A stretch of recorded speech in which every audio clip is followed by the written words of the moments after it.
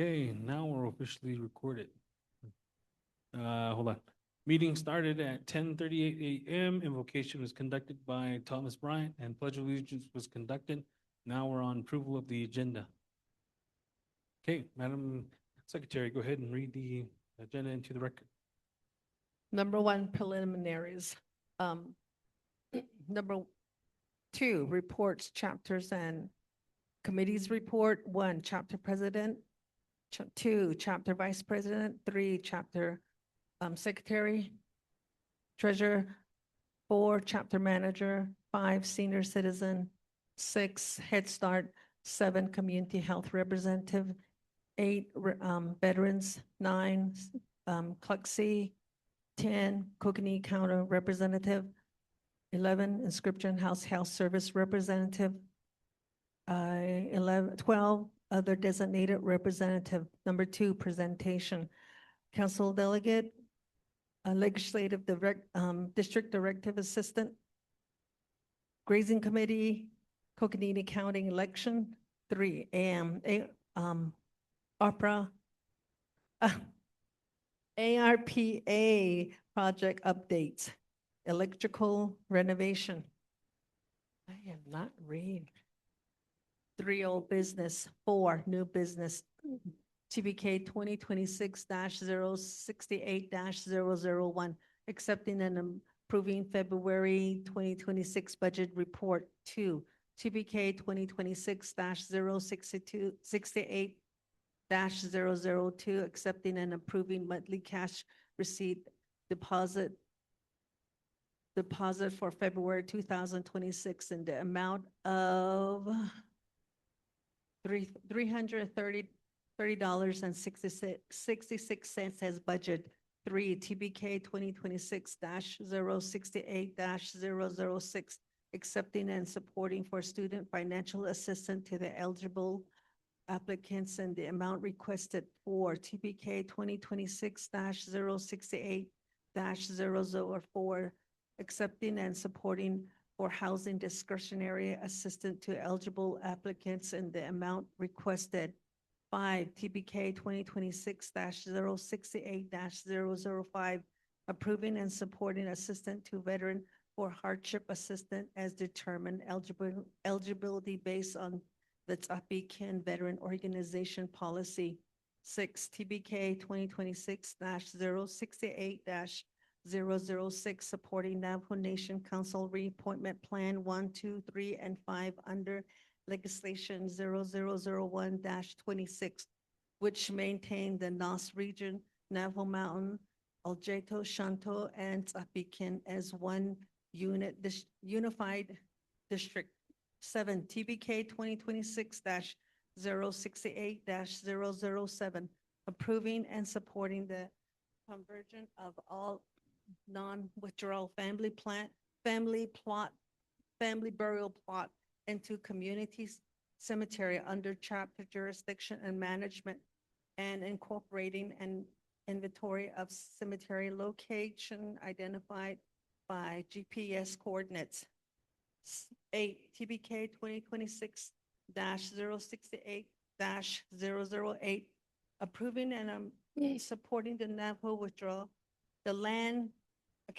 approving and supporting the land withdrawal designated for the Manhammer/Daisy family burial plot located at GPS location 3632-6, 50 north, 110, 47, 34, 50 west for 1.5 acre. This designation was approved by the Resource and Development Committee, RDC, under RDCJN-33-15, which delegates authority to the Director of the Navajo Land Department to approve land withdrawal on the Navajo Reservation, between the administrative rules and regulation of the land withdrawal. 9, TBK 2026-068-005, approving and supporting the land withdrawal designated for the Sombrero family burial plot located on GPS location 3638-2100 north, 110473630 west for 1/2 acre. And this designation was approved by the Resource and Development Committee under RDC JN 33 15, which delegates authorities to the Director of the Navajo Land Department of approved land withdrawals on the Navajo Nation and approving the administrative rules and regulation for the land withdrawal. 10, TBK 2026-068-010, approving and supporting the land withdrawal designated for Crank Family Burial Plot located at GPS location 36344994 North, 110444067 West for 1/2 acre. This designation was approved by the Resource and Development Committee under RDC JN 15, which delegates authority to the Director of the Navajo Land Department to approve on the Navajo Nation and approving the administrative rules and regulation for the land withdrawal. 11, TBK 2026-068-011, approving and supporting the land withdrawal designated for Reed Spencer Whitehead RSW family burial plot located on GPS location 3639-840 North, 110444430 West for 1/2 acre. This designation was approved by the Resource and Development Committee under RDC JN 33 15, which delegates authority to the Director of the Navajo Land Department to approve land withdrawals on the Navajo Nation and approving the administrative rules and regulation for the land withdrawal.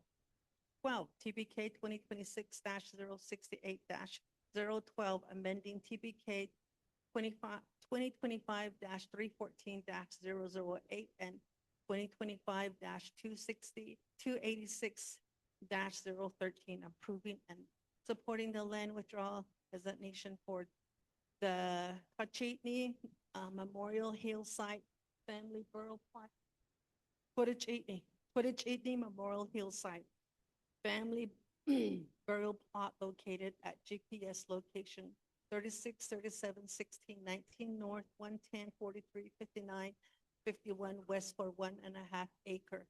This designation was approved by the Resource and Development Committee under RDC JN 36-15, which delegates authority to the Director of the Navajo Land Department land withdrawal on the Navajo Nation and approving the administrative rules and regulation for the land withdrawal.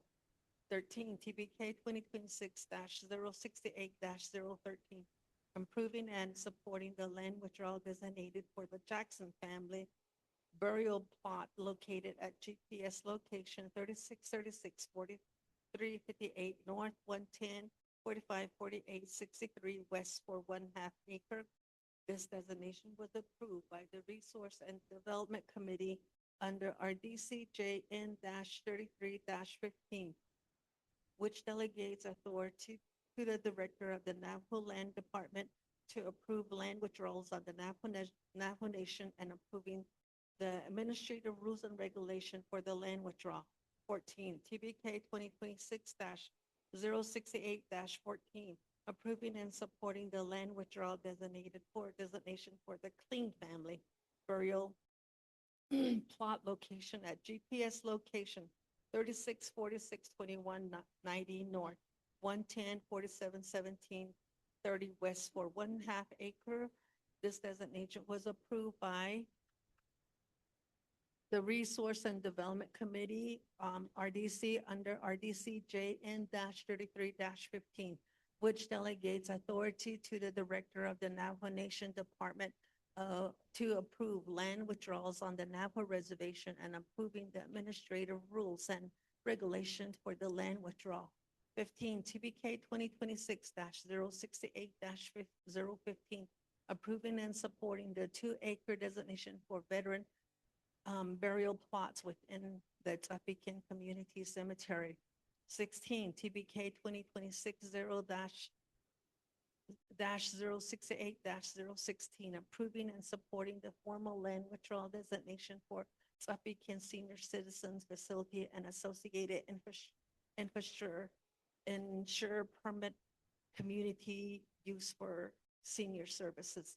17, TBK 2026-068-017, approving and supporting the land withdrawal designated for Ts'ah Bii Community Transfer Facility and associated infrastructure to ensure permanent community use for solid waste management service.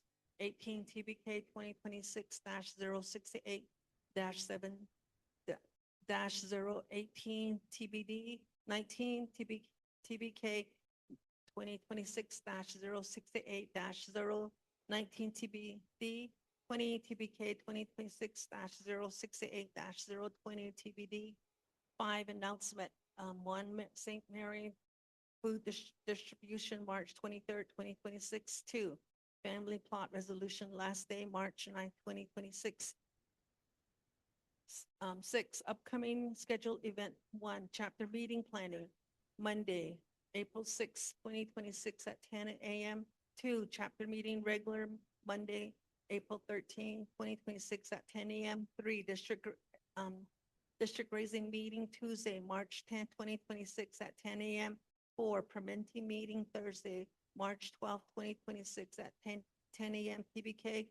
5, Western Agency Grazing Committee, Thursday, March 19th, 2026 at 10 a.m. 6, Puxy meeting, Thursday, March 26th, 2026 at 10 a.m. TBK chapter. 7, TBK veteran meeting, Monday, April 6th, 2026 at 1 p.m. 8, Western Agency Council meeting, Saturday, March 14th, 2026 at Navajo Mountain High School.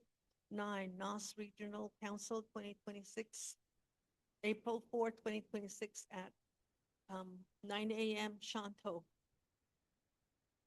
Last one, 7, adjournment. Thank you very much for that lengthy agenda. With that, we have a motion. Danielle?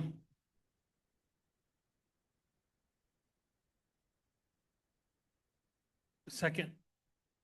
Or Danielle, go ahead, I'm sorry.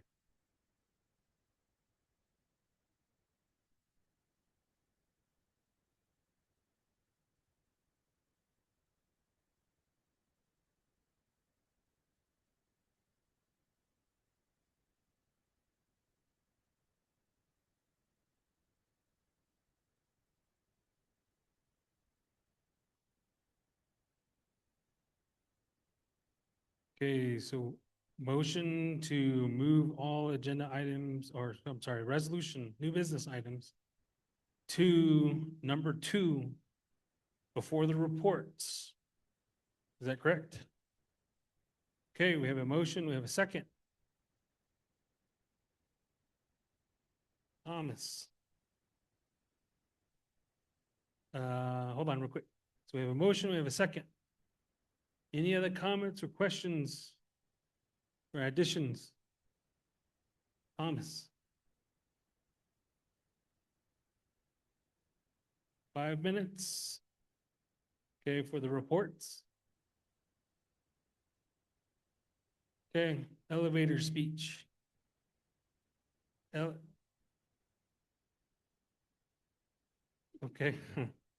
Okay, we have an addition to that motion to have all reports to 5 minutes. Any other comments or questions? Ms. Jordan, go ahead.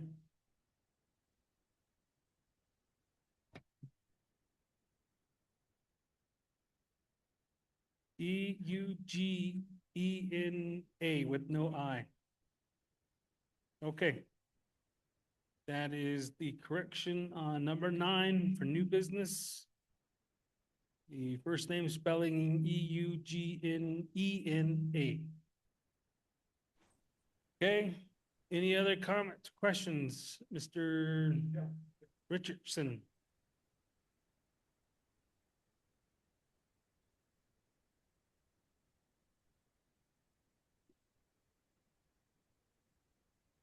Okay. All right.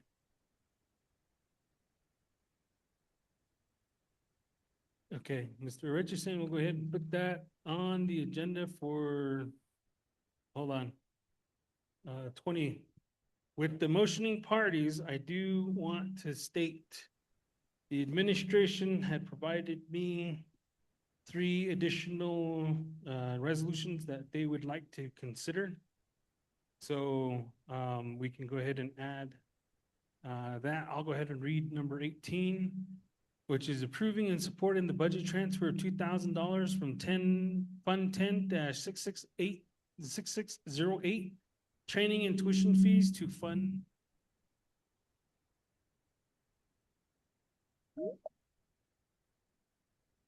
Sorry. All right, where was I at?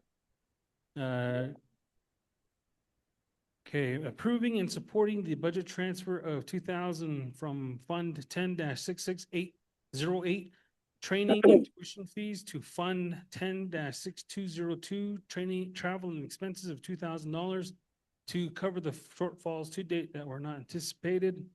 That's number 18. Number 19, approving and supporting the budget transfer of $1,000 from Fund 03-6600, consultant fees or expense, to Fund 03-6807, chapter renovations of $1,000 to cover the shortfalls to date that were not anticipated. Number 20, approving and supporting the budget transfer of $484.58 from Fund 01-6300, office supplies, to Fund 01-6303, operating supplies of $484.58 to cover the shortfalls to date that were not anticipated. That is the number 3 additional resolutions. With Mr. Richardson's, we will add his to number 21. And I can surely read that into the record here.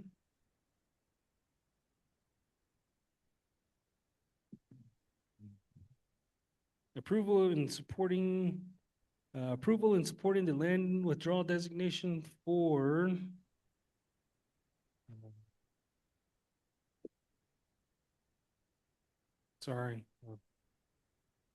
Donna Richardson's family plot, located at GPS location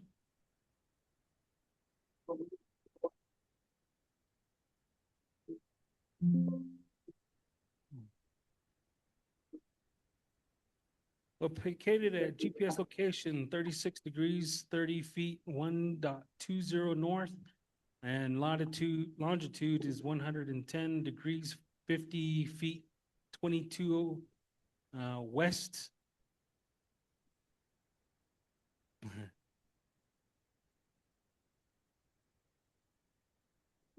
For 1.5 acre lot, this designation was approved by the Resource Development Committee, RDC, under RDCJ N 3315, which delegates the authority to the director of the nomination department and approve land withdrawals on a nomination, and approving the administrative rules, regulations of land withdrawal, sponsored by, what was your first name again?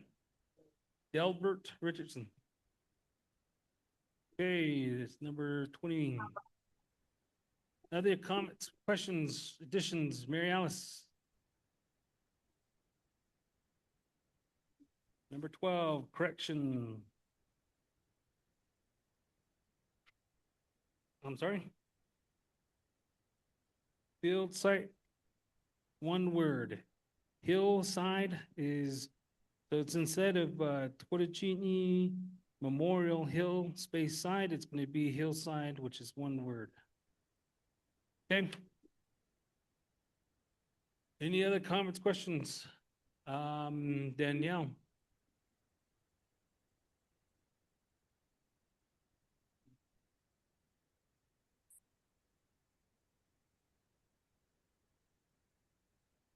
And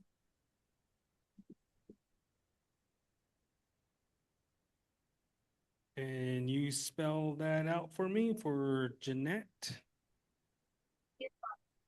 J-E, okay, hold on real quick. J-E-A.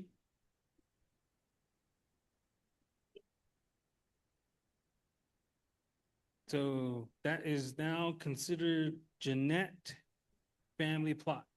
Okay. That is number 8. Okay.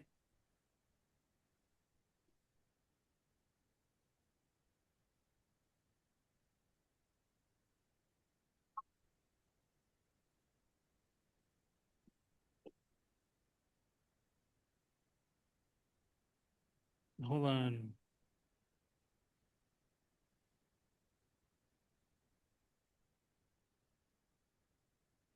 Which resolution is that?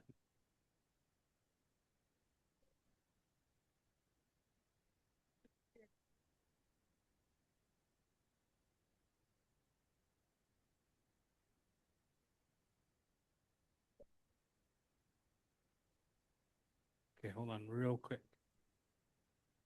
So we are saying that the last number 7 resolution from the last meeting. Hold on.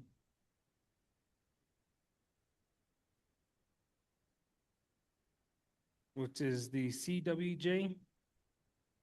Are you requesting to get that amended to change the name? To what name? Juniper Ridge. Okay, so we will have to add a new resolution to amend. So this one here is going to be number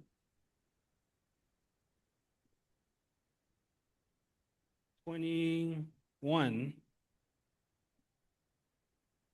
It'd be 20. Okay, hold on. All right, before we move any further. So we have 18, 19, and 20, which is the 3 resolutions that the chapter provided me. We have number 21, which is going to be the Richardsons, okay? Yeah, Donna Richardson.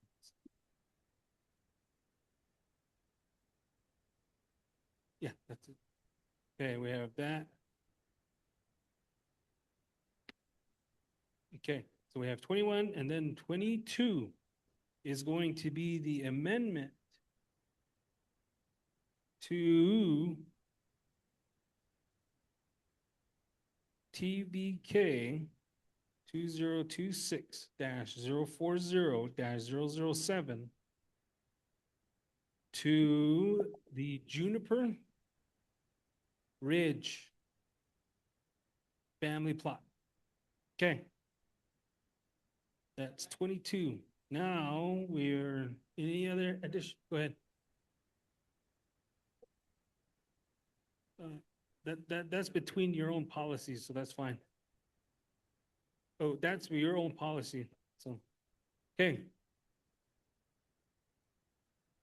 Go ahead.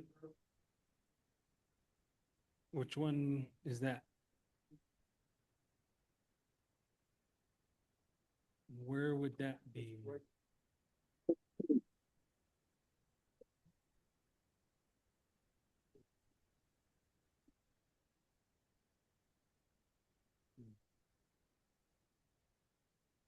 Okay, so we are.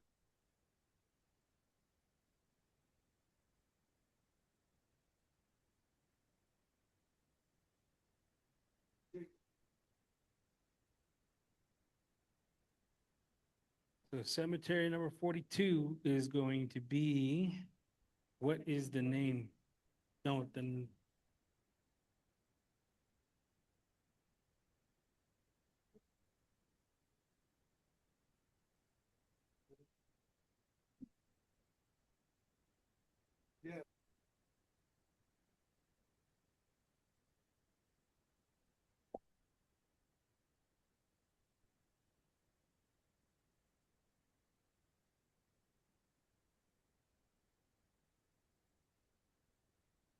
Okay. Yeah, so we got 23 resolution, which is going to now read as uh,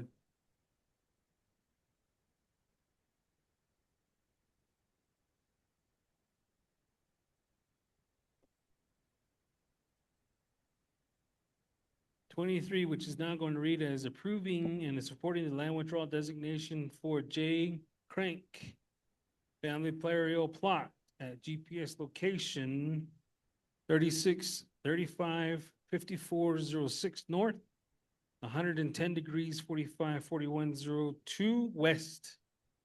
And that is for 1 acre, 1.5 acre lot, acre. This designation was approved by the Resource Development Committee, RDC, under RDCJ N 3315, which delegates the authority to the Director of the Navajo Department to approve land withdrawals on the nomination and approving the administrative rules and regulations for the withdrawal. Okay, so that one there is number 23. Do I have any other comments or questions? Go ahead. Your name? You. Oh, yes, you. Marjorie? Okay. Oh, okay.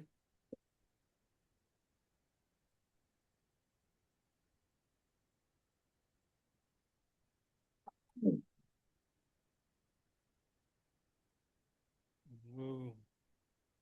Hope you guys didn't eat. Hope you guys didn't eat yet. This one here, we have already allocated. So that's already done.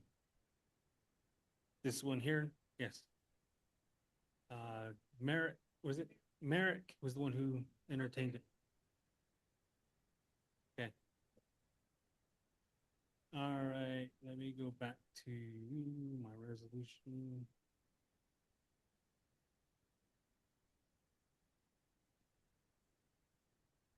All right, before we move on, give me a quick second here so I can update this agenda.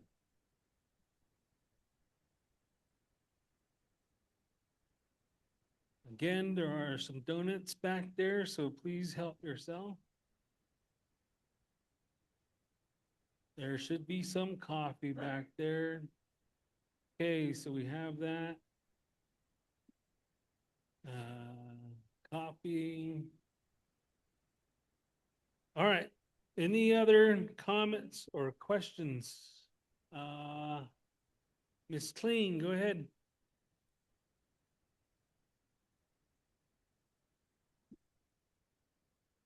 On 14,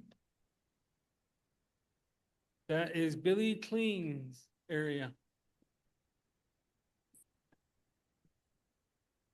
I can't. That is. I hope you guys don't look at the screen. You guys already ate. If you guys get sick. So this is what we have right now for Billy Clean. Huh? Where's that at? Okay, Richardson is way over here. Nope, way right here. That's what he's gonna plan on playing his.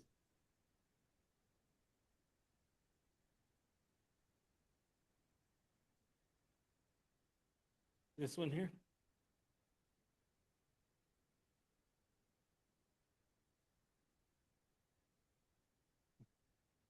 Okay, so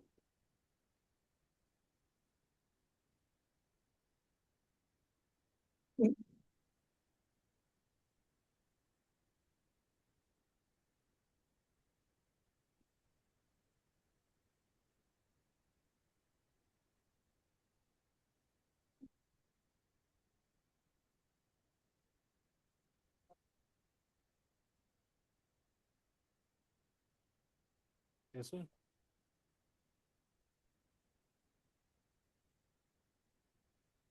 Willie Clean.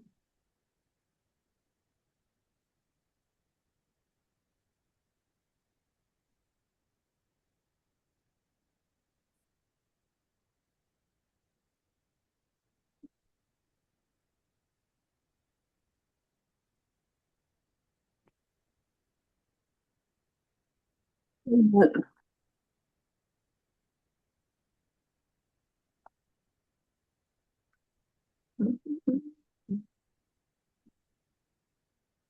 Okay, so now we have added 24.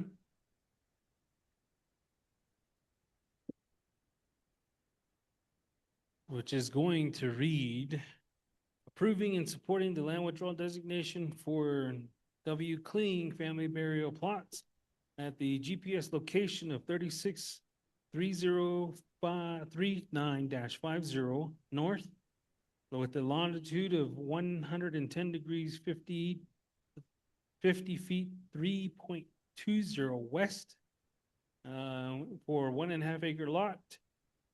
This designation was approved by the Resource Development Committee, RDC under RDC JN 33-15, which delegates the authority of the Director of Naval Land Department to approve land withdrawals and denomination and approving the administrative rules and regulations for the land withdrawal. That would be number 24, just so you know.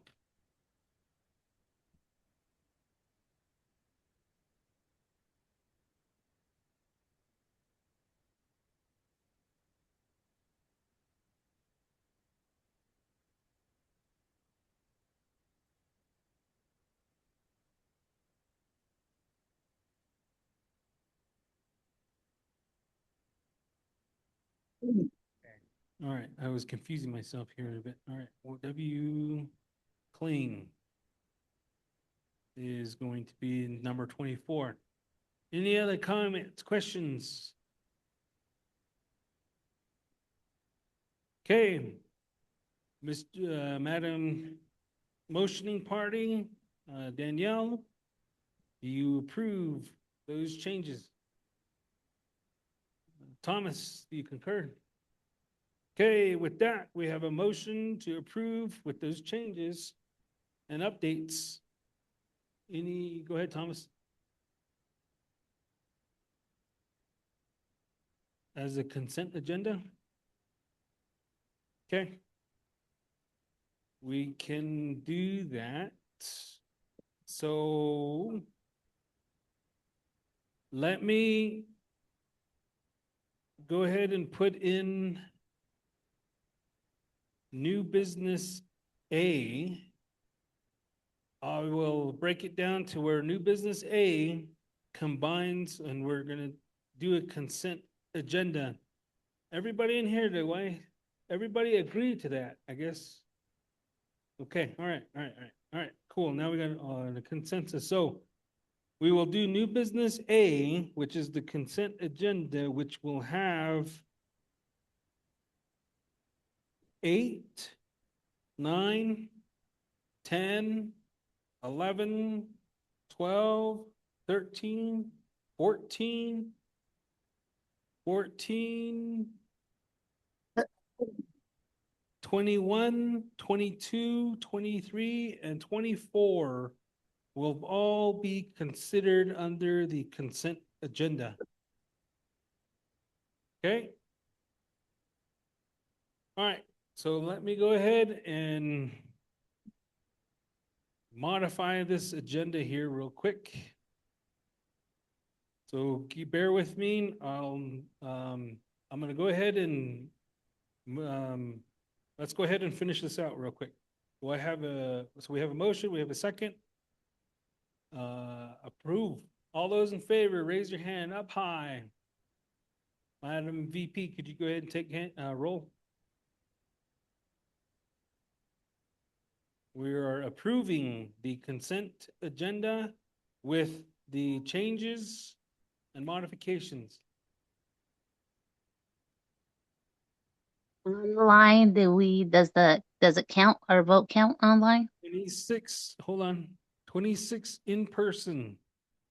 Okay, for those that are online, you have the ability to use the thumbs up gesture or the chat, or you can unmute and basically say aye.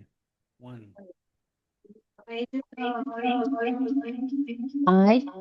2, 3, 4, Aye. 5, Aye. 6,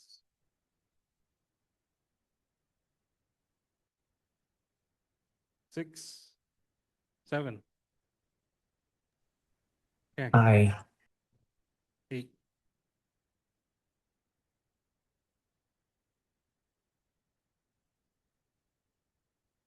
Okay.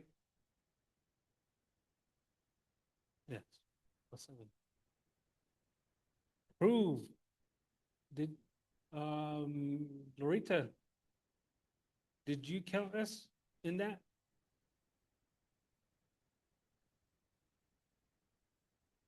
Okay, with that, we have a total of 37 in favor. Oppose?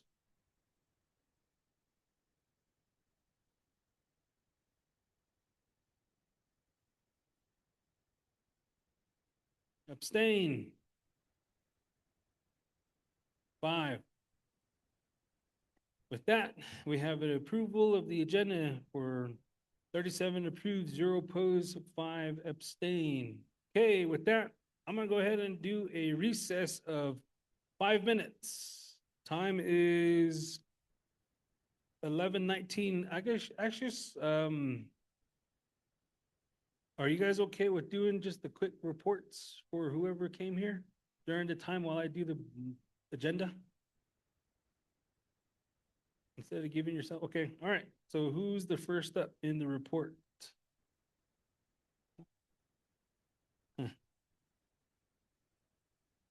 I will have okay, I guess Rick will go ahead and go first. We have 5 minutes, so keep an eye on the clock.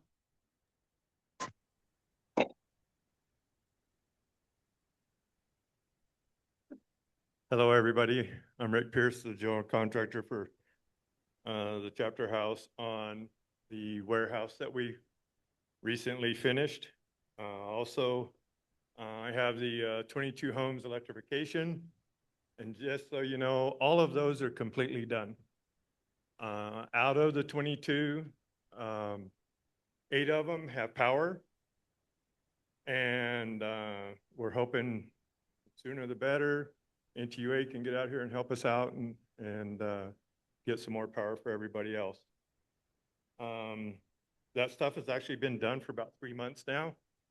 I've been just staying in the lurches, hanging out, doing what I can around here, finishing up, hauling all my equipment out of here. And just been busy with work and some personal problems and stuff like that. Got a little sick. Dealt with that. All's good now. So I'm healthy and moving on.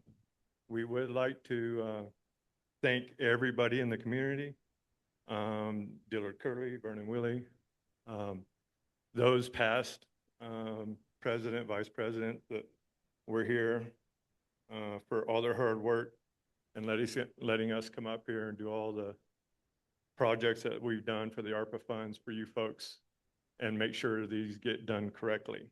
So there is a few things that NTUA came back to us on.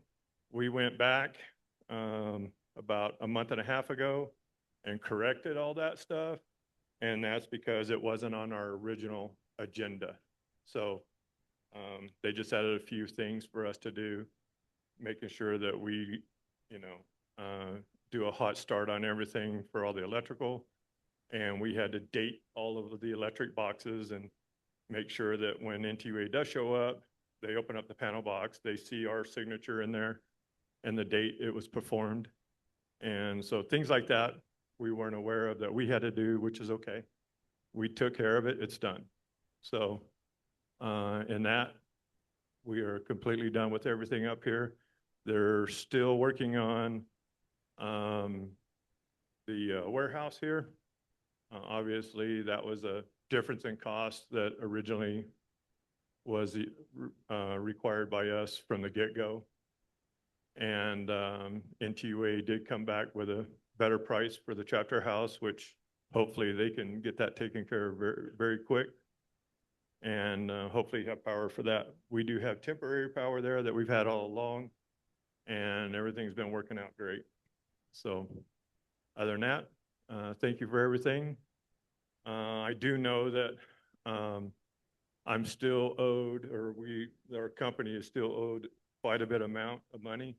We would like to get that final balance, as you know, I still have taxes and everything I have to pay on everything and a few other things, but we would like to get that final balance from that as far as the 22 home ARPA funds. So thank you very much, everybody. It was a pleasure working with everybody. And thank you for feeding me, everybody who's fed me along the way. I appreciate it.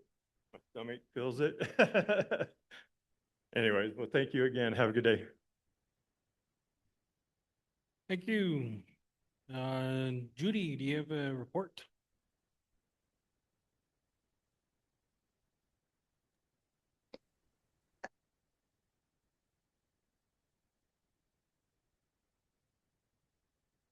Judy from Coconino County, are you able to?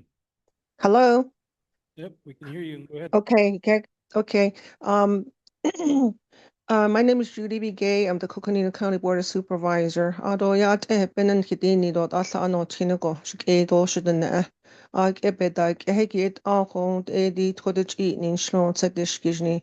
Bashish chin ashi dashichi dot kachini edashinale. Ado ehe kod ya o alt so nkilin da hoilne gi ba ehensen.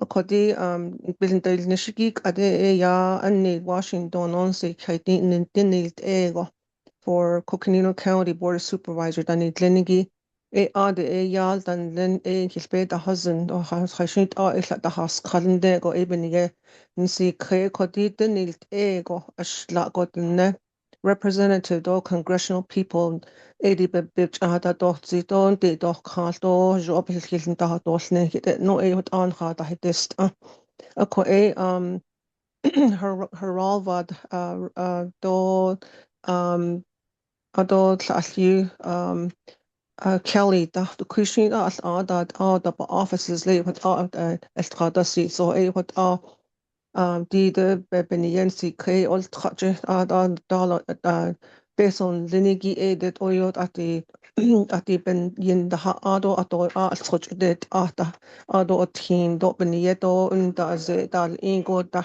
ado ho one da nilago da ado unda ya the jailhouse just do what ebony what on see now could the rural schools so yellow you see a lot in the hello what Yeoban da sit in hall alchin be algiri get alt khadot alt khagi has anigi yar and linigi be yo we need it. Ako awat ben ya and it khati khe ado adok ade ya budget meetings for Coconino County oh how you department especially sahitle or ke kaho it's 3 weeks alle what ya budget meeting bond di khe hashine not based on hite do kisto ado on hip board of supervisors I need kliniki isto shido should not what ashen ni cut all what the snow that hot ada and also hada deal in accord that road from the inscription house just down the Ridley jo tinigi the khashin ye ya shkhatnin khata no that ego da iban houses na edi Washington the khashin na khayan sita kisto in the budget be on ila based on that ish kiln so ye as you go tin sa khodat a school bus route and long kodo ko benina at last year gi ya MOUs, AA Navajo Nation. It took about 9 months for us to get MOU with the Navajo Nation, Coconino County. AAI ta hadaliado, OZJ in Nitin dan Hayela da Asli, Okordide, Washington, the Hastin Saad and then long das a Dali Rokisho, Yapia, Ko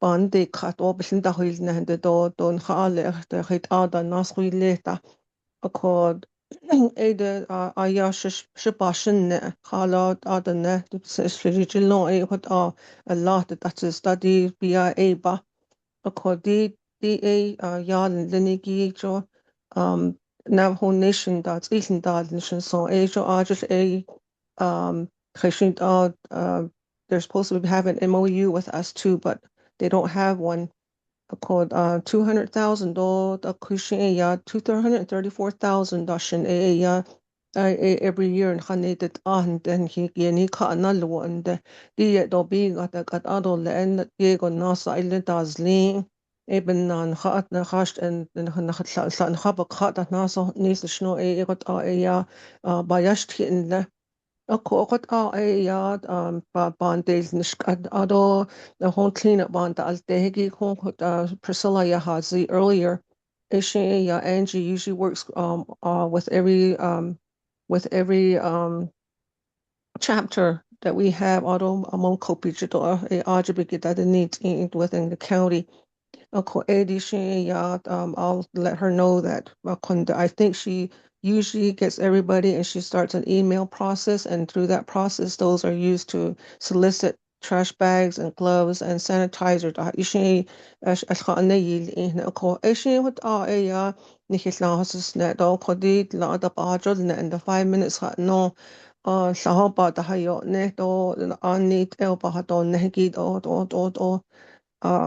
do ja schon dann hallen de ashbin ja ye go ben anishigi do ye go ben hidet igi de e ba ben hil khashn en lin do ko ye go da halya de ko do ko ishi misel da shin sa ye de ki behon en le ko ni la tra da ki stol ja da halya adon khashn el do ko de net or you needs adon be da yo zi da all within the Navajo Nation ako what ya galchyn da do asahad da credo da astangelon da do asahad jaga da sto what da bayash hitlen lego na shago do ahazin da chida ba tire hat ahadit in da kwada ba do let da banangelo oko yego da hasnya da skedo shida na kodo ben hil hodishne. Thank you.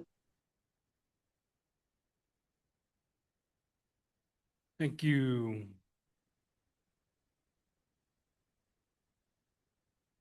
Elections?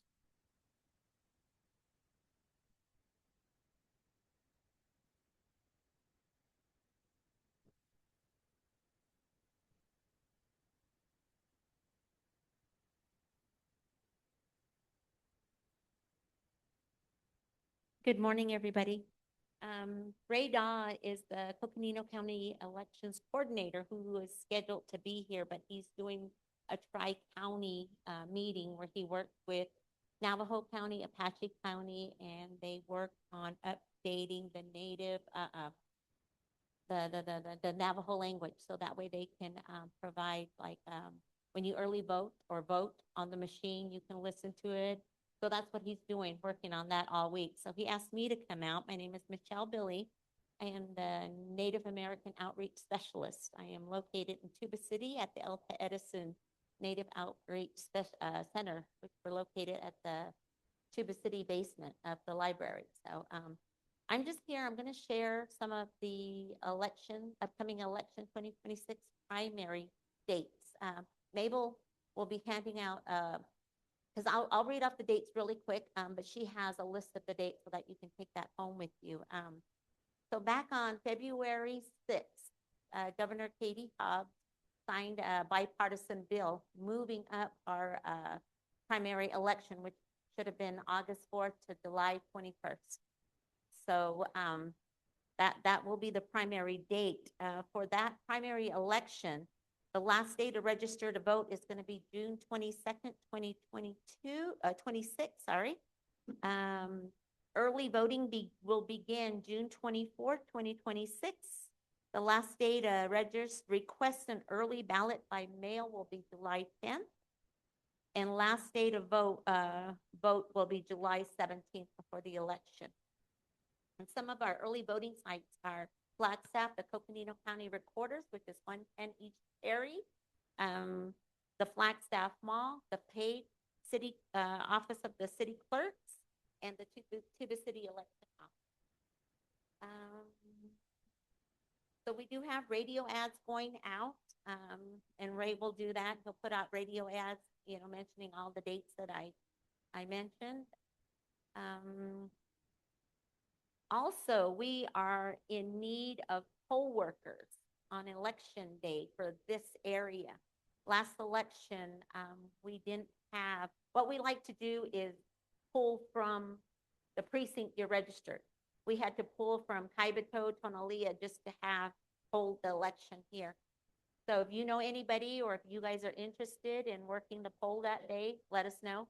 I'm the one that does the recruiting for the Navajo Nation, the sites, the precincts on the Navajo Nation. And like I said, I'm in Tuba City. So, do any of you have any questions, or real quick? Or I know it's really brief, and just trying to get out, like I said, share those dates with you. So if not, and you think of it later, like I said, I'm located in Tuba City. I just thank you for allowing me to come and share those dates with you. Mabel, can you give them a copy of that, please? And again, thank you for having me here. Real brief, like I said. Thank you. Okay, thank you very much. Okay, with that, let's go ahead. Oh. Let me copy this here real quick. And then we should be good to go to start. Thank you. Can you post the last presenter's information? Thank The you. last presenter's information that was from Coconino County Elections Office. Oh, All right. How did I do this?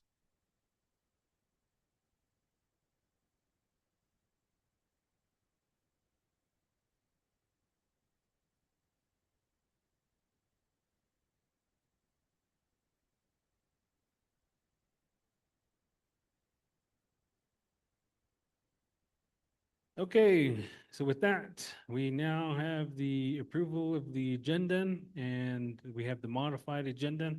We will go through the new business 2 according to the motioning party. And then we all have the the items here down as a consent agenda. So actually, these don't need to have.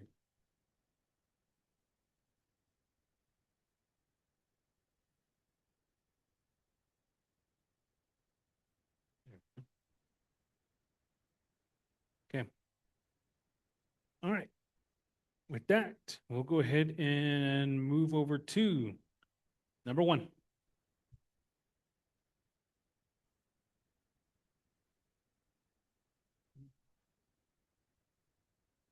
Rita.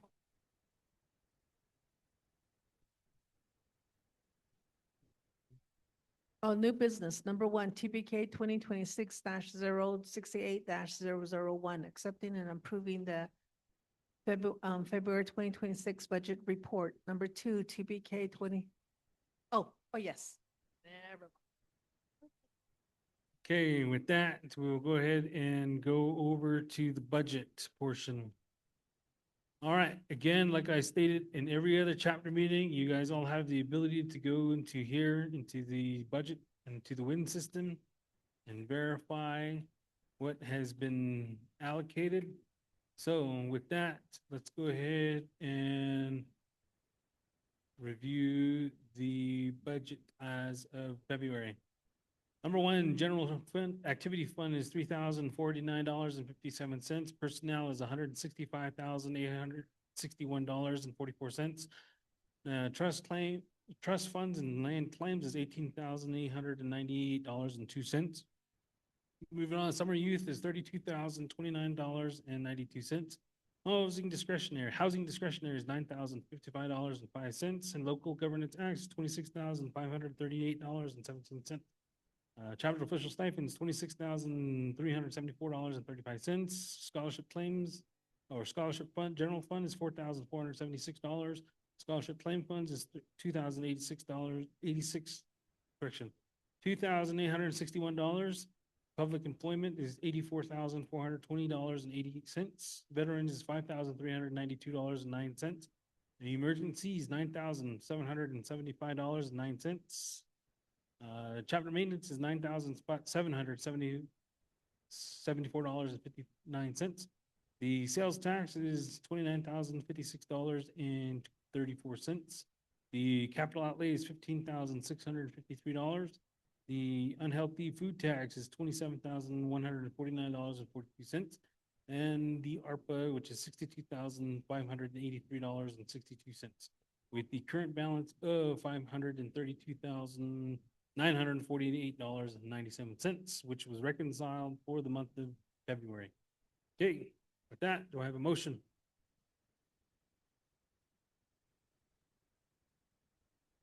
Motion by Linda.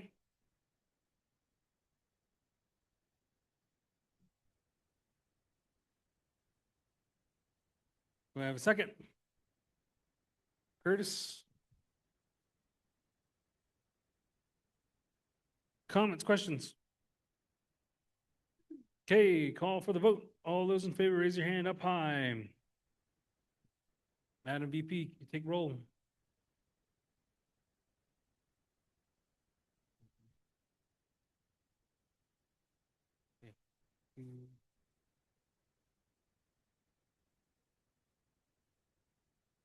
Those online, you guys can vote too.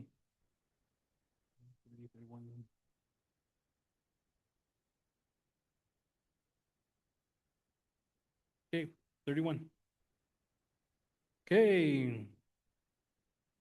Oppose. Abstain. 7. Okay, with that, TVK 2026-068-001 passes with 31 in favor, 0 opposed, and 7 abstain. Okay, moving on to number 2. TPK 2026-068-001, accepting and approving monthly cash receipts deposit for February 2026 in the amount of $333.66 as budgeted.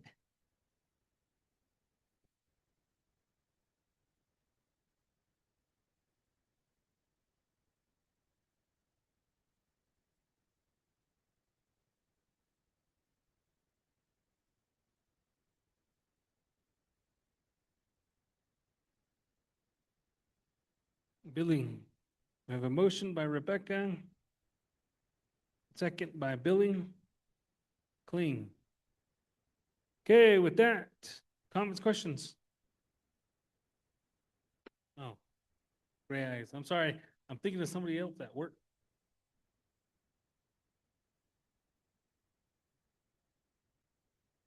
Almost married you off to Luchi area. Okay. Yeah, well, hold on. All right, so with that, okay. All right, with that motion, we have a second. All those in favor, raise your hand up high.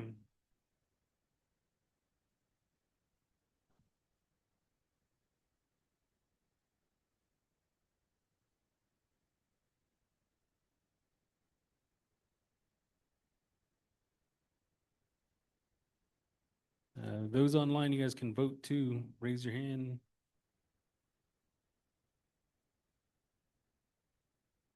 You guys have the ability to vote on the chat or unmute yourself. Okay, 28, 29, 30. 30 approve, oppose.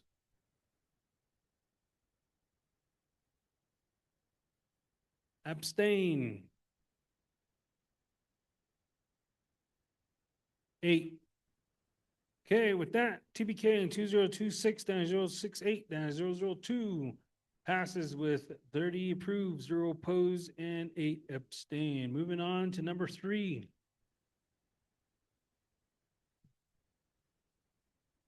2026-068-003, accepting and supporting for housing discretionary assistant to eligible applicants and the amount requested.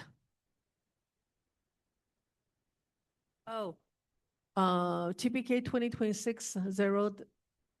2026-68-003, accepting and supporting, for financial assistance to eligibility applicants and the amount requested.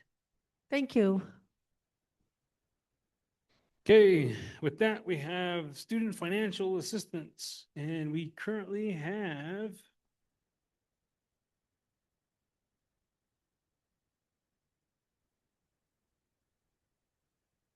one applicant. Do we have that applicant here today or online?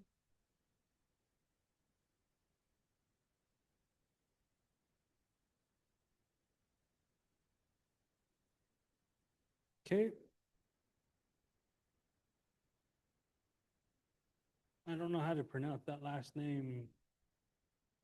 How do you say that? Uwejo? Just go ahead and give them what they're applying for and then also where they're going to school. He wrote something today. He's in class today at NAU. He put, Yata, hello. My name is Ikaika Uwejo. I was born in Page, Arizona, and lived a large part of my life on the Navajo reservation. Thanks to living on the reservation, I became interested in our history of our Dene Navajo people. I major in history because we are treated like, we are not treated like a culture, the same places like Greece are, with hundreds of books detailing one little aspect. I'm a senior in my senior year at NAU. And after I graduate, I want to pursue my graduate degree with hopes of becoming a college professor, where I can specialize in Southwest history, focusing on Native American history. Oh, his plan. Oh, he's graduating in May from NAU, and been a while. He after he graduated from NAU, he's wanting to pursue more history education in Boston for his history degree. He's applying for his PhD out in Boston. So that's what he wants to pursue on doing. He says this part of our region on the West Coast has not a lot of history. We're not in textbooks. Most Native Americans are not in textbooks. So he wants to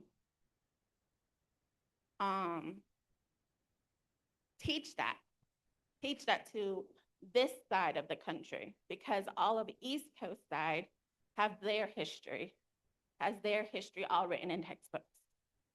But what he wants to do is come back here on the old West Coast and talk about the whole history of our people, of what we've been through as not just Native Americans, but all of our relatives, brothers and sisters that are different tribes, to be taught to other people.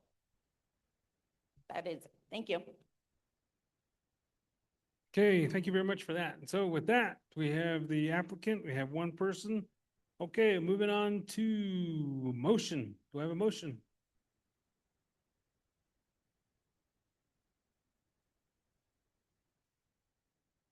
Write your name again. Jason.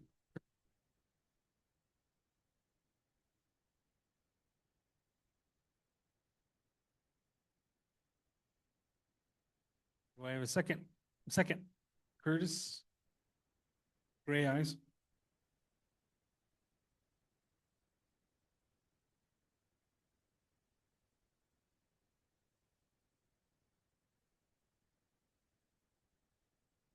Okay, comments, questions regarding the student financial?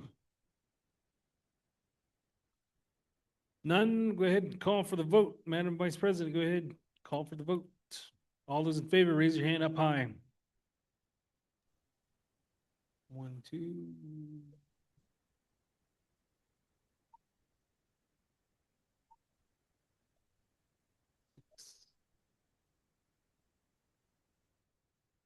Those online, you guys can vote. They got 5 right now.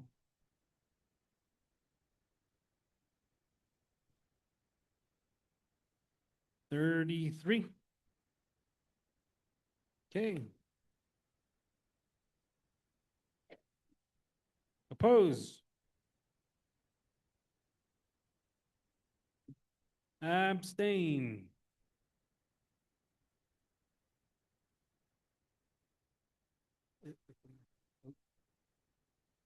Abstain, how much do I have?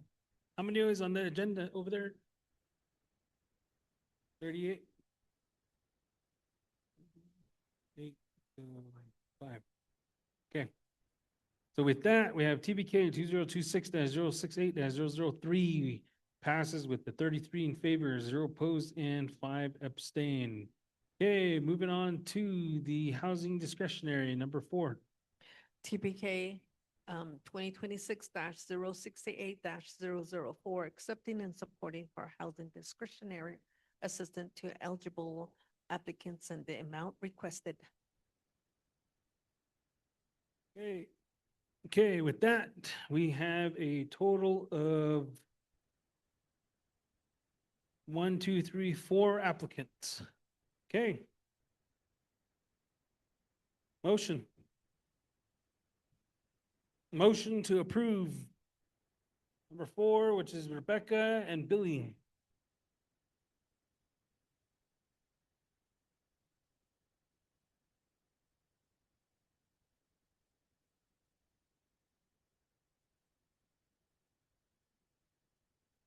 Okay, with that, comments, questions regarding the housing discretionary? Okay, all those in favor, raise your hand up high.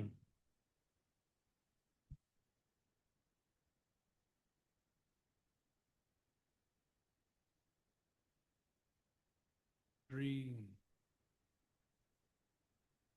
Those online, you guys can vote.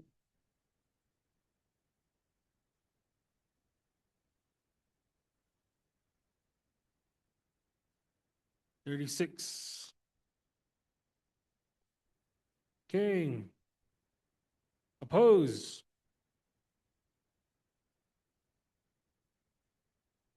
Abstain. 3. Okay. Moving on, or TBK 2026-068-004 passes with 36 in favor, 0 opposed, and 3 abstain. Moving on to number 5. TPK 2026-068-005, approving and supporting assistant to veteran or hardship assistant as determined eligible based on the Ts'ah Bii Veterans Organization policies. Okay, we have 1 applicant, 1 veteran. Okay, with that, a motion. Danielle, second by Gina.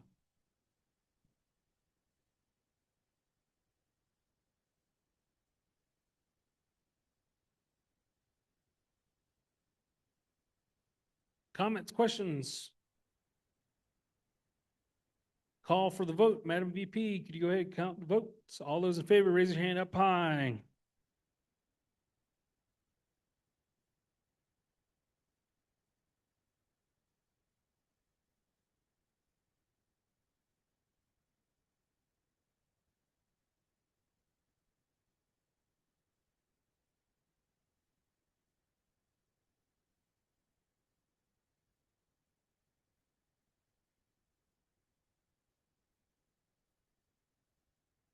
Okay, 36. Oppose. Abstain. 4.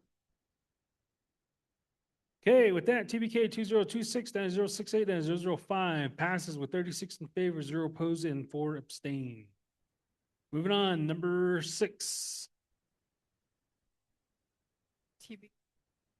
TBK 2026-068-006, supporting Navajo Nation Council reappointment plans 1, 2, 3, and 5 under legislation 0001-26, which maintain the Nas region, Navajo Mountain, Oljeto, Shanto, and Ts'ah Bii as one unified district.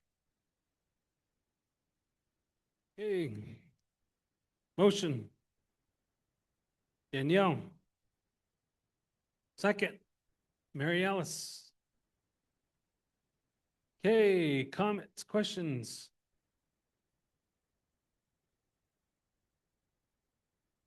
This is just a quick, I'm just gonna go ahead and give you guys a background on this. So Navajo Nation, every 10 years, they do a reapportionment on their council delegates, who's gonna represent us, yeah.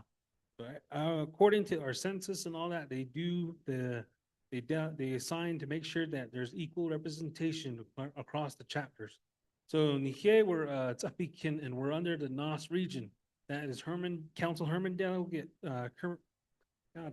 Herman Daniels Jr., who is our council delegate. He represents Navajo Mountain, Oljeto, Shanto, and Ts'ah Bii right now. But there are plans in place right now that would actually 1, 2, 3, 4, and 5, which would actually 1, 2, 3, and 5 would keep us all together, the Nos region. Number 4, Iggy, would actually put us in Lechii, as well as Navajo Mountain would put us with Lechii.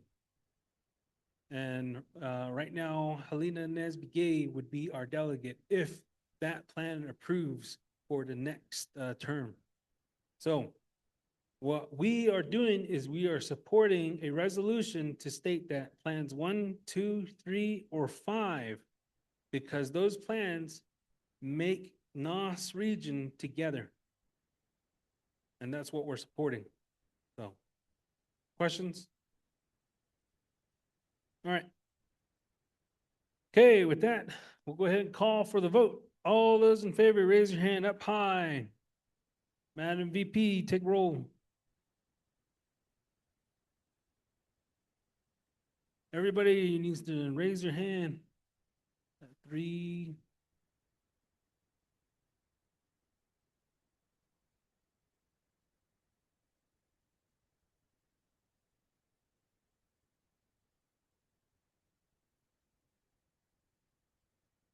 $35.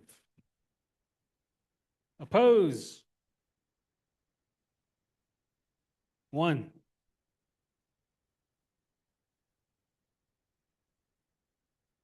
Abstain? Mr. President, I was raising in favor. I got you. We will change that. 36. Okay, abstain? 1. Okay. Moving on, or TPK 2026-068-006 passes 36 in favor, 1 oppose, and 1 abstain. Moving on to number 7.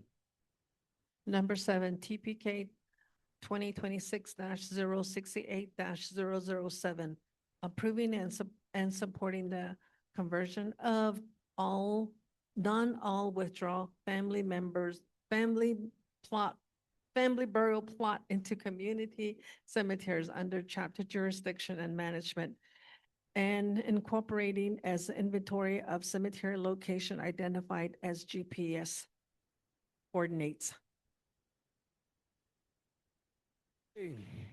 Okay, motion. Thomas, second. Jason.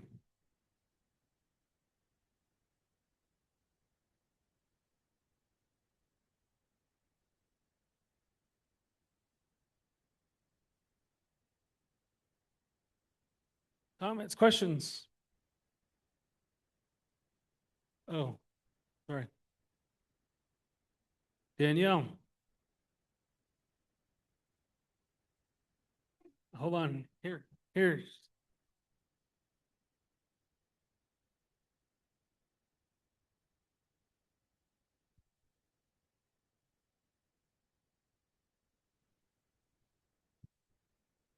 Good morning, good afternoon. With the conversion of the chapter or the conversion that you're doing with the community family plot, if if you do this, the chapter will be in non-compliance with the RDCF 0724. You know that the Navajo Nation Resource and Development Committee regulation that governs burial sites with this conversion, it specifies under section 4, subsection E, it does not say chapter. The chapter, it does not say the chapter may, and it does not say, it does not manage. It specifically says families shall apply for land withdrawals, and the family shall designate a person to be responsible. And the family, so I'm saying that the family shall be responsible for their family plots. The family is the one that has to do the land withdrawals. And under the RDCF 0724, if you read the legislation that the council delegate and DOJ did, we cannot go back and say the chapter is going to do the land withdrawal and take it upon themselves to the non-land withdrawal and put it under them. So in talking with General Land Development, Roderick and Byron Bitsuhi, also with DOJ Irvin Chi, they did confirm that the chapter cannot go and do this conversion themselves. Once the family has to do these land withdrawals themselves, the chapter cannot. And if the community does not do the land withdrawal, then it's just going to close out. And in there also says grandfathered in. If you read it in there with this Navajo Nation Burial and Cemetery Regulation, that's that RDCF 0724, if you read it, it does say grandfathered in. So you're given a certain amount of time, and if you don't do the leasing, like it says, it'll be grandfathered in. And the chapter also in there, I think it was in section 6, there's an area for chapter cemeteries. That's where the chapter can do their, get their land, the leasing for themselves. And that's, I think it was up to 30 acres. So the chapter does have the community cemetery there that they can do their leasing for. But with the family plots, they cannot convert it to community cemetery. So once, if the family, I'm gonna keep saying this, if the family do not lease it, it's just gonna close out. And it's just gonna be that way. It's just closing out, that's it.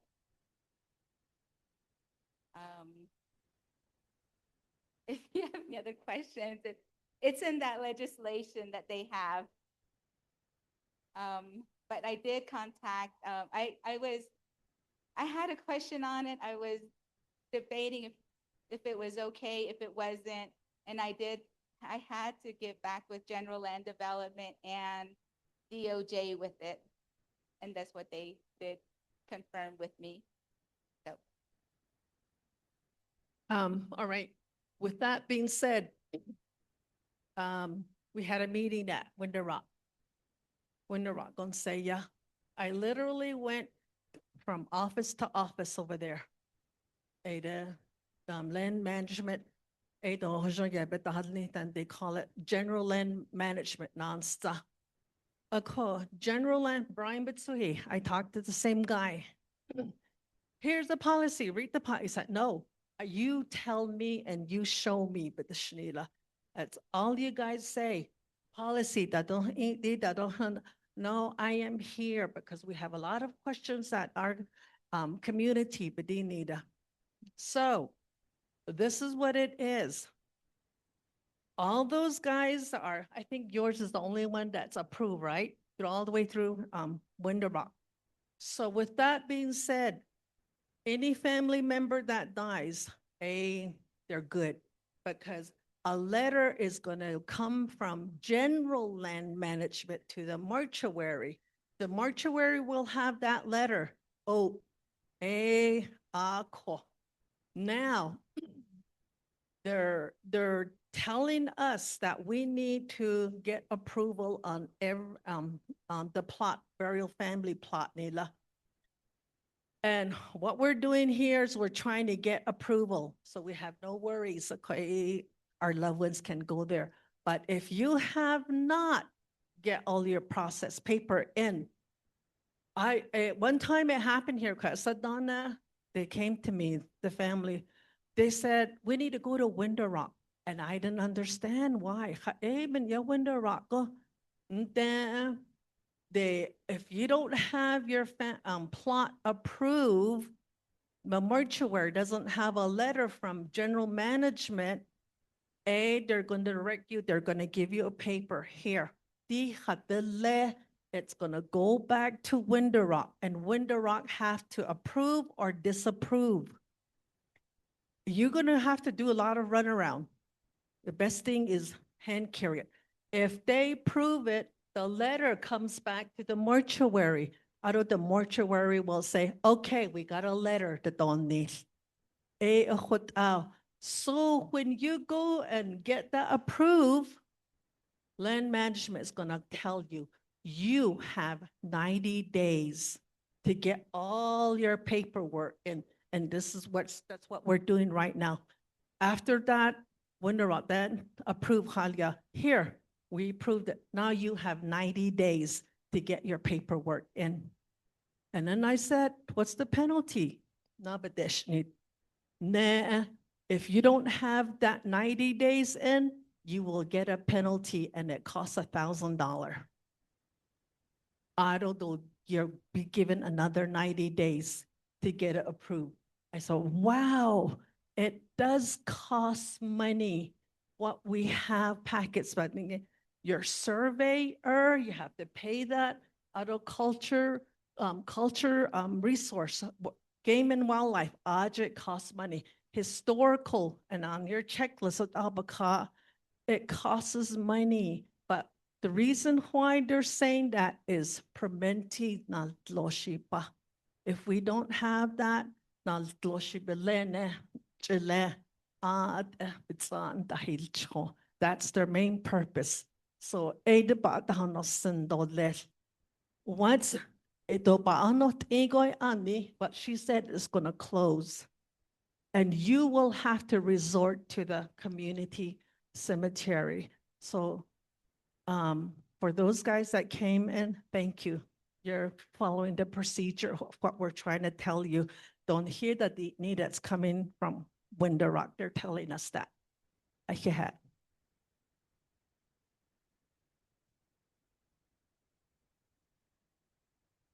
Okay, questions? Any other questions? Lena?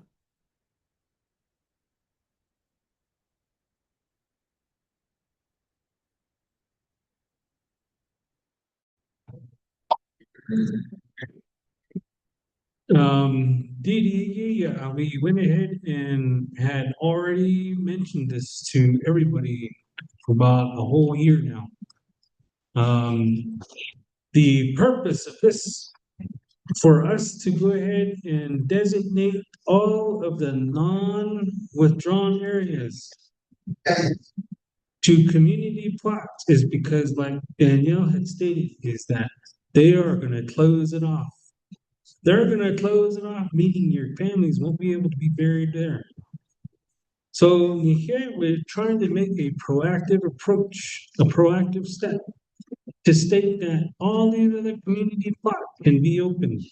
So it can be up to you as individuals, whoever your loved ones wants to be buried at this other plot over here, that's fine. It would just have to fall under the chapter's jurisdiction because the chapter is gonna take care of the fencing and the maintaining of all that stuff.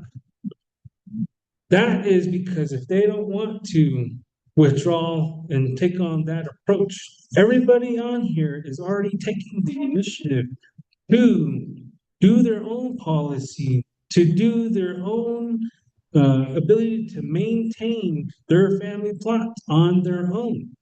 That is not going to be under the chapter. But with everybody, all the other family plots that are not going to be withdrawn, we as the community of Ts'ah Bii are just going to go ahead and convert every single one of them to a community plot. So it's open to everybody. Because if you're talking about how DOJ is telling you guys that this family plot down here, since no one withdrew it, and no one is gonna take care of the responsibility of withdrawing it, then we're just gonna close it out. Now you're forced to come over here to Ts'ah Bii Cemetery. So us as a chapter, what we're trying to do, or at least my mindset of wanting to get this thing done, is so that everybody has a place to stay. Everybody has a place to rest. No one is gonna tell you that you can't be buried over here. What's gonna happen is you'll just say, we'll put this person here, come to the chapter, we finalize everything, and you can do your thing. Have their final resting place. Because you gotta understand, during that time, when everybody's going through their emotions, we don't want to have to deal with the headache, having to travel all the way to Window Rock, and waiting on someone from Window Rock to tell us, I can't bury my loved one over here because it's closed out because I didn't want to withdraw that area. So this is why I am proposing that we go ahead and do this on our own. I mean, even if we have it already done, then that means, it's done. But if the Navajo Nation tells us that you can't do it, then that's fine. We'll just leave it as is and be done with it. So, Lena, go ahead.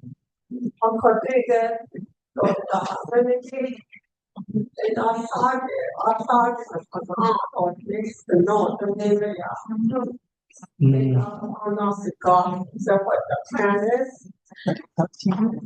So, it's going to be up to you. So, like I said, we had, back in 2015, I had already mentioned to everybody that attended the chapter meeting, was that we want to go ahead and give everybody the opportunity, the family members, to go ahead and do your withdrawal. And I was giving everybody until December of last year to finalize it. Once we get that done, then we will convert every single other ones that haven't been done yet, the ones that haven't been withdrawn yet, to a community plot. That way it doesn't have to close or do whatever you guys are talking about, or whatever Danielle was talking about and DOJ is talking about. Because when that closes, then that means you can't bury your loved one at that wherever your parents or your relatives were already buried. So the plan is to go ahead and have everybody have the opportunity, provide the resolutions, which we already made, and then once we finalize whoever has their family withdrawn, their home, we will go ahead and just convert every single place into a community plot. That's the plan. So we're not closing any of these cemeteries off. Caretaker.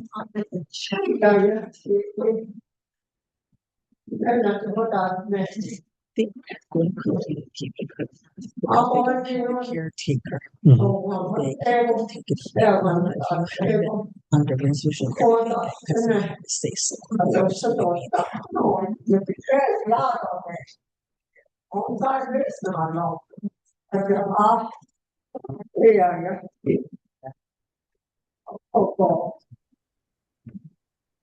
We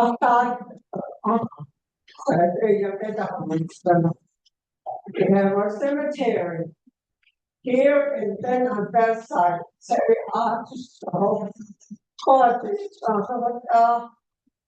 Oda se koma John Hashida, this Kedama Sashi, Kedama, yes, I can not get down. But then others not on the people. I don't know how in there then. We haven't seen any better for cemetery in our community. Of course, on this to me now. Over kissing big place. Going to that big shop. Oh, you know, I'm very hard for this. Now we have to pay. No, and Jerry get us a dog. That's about the little. I don't know. No. Other things on the open the area. So they over the city the show. Die show. We don't point to anybody except ourselves.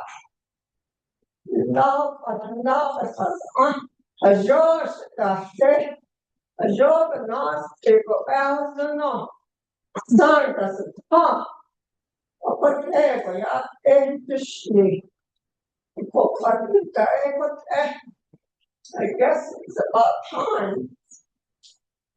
So I don't know. So I feel not trying to people. So taking time, one of the plan, their plan. They now how it can not anyone cut us so enough to cut on. If we don't, it's where we are. They are, there's some trouble. So so a job I get to on this. Go up on the off nature on this. So say I'm giving it now. So I'm other this looking it now. Not to how you think it. On the careful, put that baby shots. That's not right. We should have our own community in the cemetery. Of course, and I say out there, that's share up on this kids for sure. Thank you. Yeah. Any other questions, comments? And we'll take the last one, then we'll vote. Yeah, my name's Norm Richardson, the radar kid. It's your grandma, thinking on the agree with them. It's about time. They proved that place, whether it's a private owner, only plot or a community. But like she was saying, way we're doing things now, so hold up the salt and these great ones. Well, I need it, and then I hope there is a policy in there that covers where we can't have so many out there where there's it'd be more controlled, more scrutinized. Like she was saying, you know, there's a lot of new generation which keep burying people there with a run out of land. That needs to be somewhere to be in control. I know at the time when family emergency or if there's a death in the family, people make hasty decisions. You know, you can't blame them for making hasty decisions. And there should be some kind of a guideline for them to go by. And this has always been, like you said, you know, I agree with what you said. That was always been my concern. These people just burying their relatives, burying their family. You need to control it. Yeah. You need to have some policy in place for the cover. All right, thank you. Thank you for that. So I just want to go ahead and respond back again, like I had stated a while back, is that if you guys look at the map right here, we have well over 40 some plus burial plots throughout the community of Ts'ah Bii. Now we have about 18 resolutions. Out of the 40 plus burial plots, we have 18 of those that the family is going to be taken over. With that, the 30 or the 20 plus family plots that the 20 plus family plots that haven't been withdrawn yet. The proposal of us on this resolution is to convert every single one of those into a community plot, which will help open it up to everybody. A part of the regulations that was provided is that there will be no more community plots because you'll have to go, I mean, not community plots, family plots, because you'll have to go through the home site lease or the land withdrawal process. Being that we have well over 40 plus family plots here, I don't even think that they're gonna say, we're gonna go ahead and approve another family plot. So that is why we're wanting to go ahead and convert every single one of the other families' plots that haven't been withdrawn yet, meaning the family doesn't want to go through the process of doing the paperwork and going through all that stuff and developing your own plan. The Ts'ah Bii chapter is wanting to go ahead and just basically convert every single one of them to a community plot so it can be open to everybody. And then on top of that, with the $150 that you guys have to pay, that would come back to Ts'ah Bii, and that is to maintain, meaning to put fence up, to put weed, to de-weed the area, to make sure that those areas are presentable. That there's gravel, there's all these other things in there, so we can maintain it. If you go ahead and take it to Winter Rock, where's that money gonna go? We don't know. But as long as we have that here and we maintain ourselves here, as a certified chapter, that's what we stated, is that here we can do our own thing and we can make sure that we can make things happen on our own without the Navajo Nation and trying to say, no, you can't do this, you can't do this. When is it going to be the time for us to actually be able to improve and empower ourselves to get things going, moving forward? So that's why I was proposing this thing. And so, again, we can go ahead. Again, it's up to you guys, how you guys want to do it. If we don't want to do it, that's fine. If we do, that's fine. And if the DOJ tells us we can't do it, okay, we'll go a different direction. So with that, we'll go ahead and have the closing, Mr. Richardson. Yeah, I have a question. And, now we need more information as far as who do we need to contact? Like in one run, the nail that she could talk to somebody out there.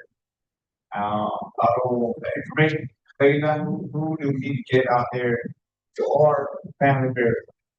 And I know some folks that we as Native Americans and then we need something, you know, in Navajo, they say, you don't hold it. So who are some folks that are going to be fine something? Build you know, the 1.5 acres, you know, for burial. So we need to see the information, they left the contact person. Mhm. The paper right here, you know, what documents we need to have. So where we're gonna have our ducks in a row to have everything approved through the chapter. But the main thing for me is Freda, who's gonna help guys to give us that, you know, the mapping and the approval. And I think that, you know, especially then the house that we can contact for them to come out to our family plot and help us get the paperwork started. So that's all I need. There's nobody information we need to contact.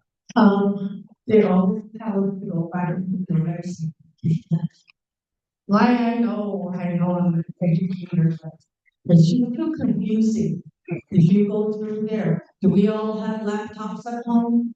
It's just small. So I suggest, good question. Go to Window Rock. They'll show you step by step. If you have a lot of questions, because we can't, the laptop will not answer all our questions. So when you go to Window Rock, it's not in Window Rock, it's in St. Michael. Fighting with that oil company, AB, and Brian McSilly. He will help you. He will help you. He will give you all those things. I will show you today. And you will get all your answers.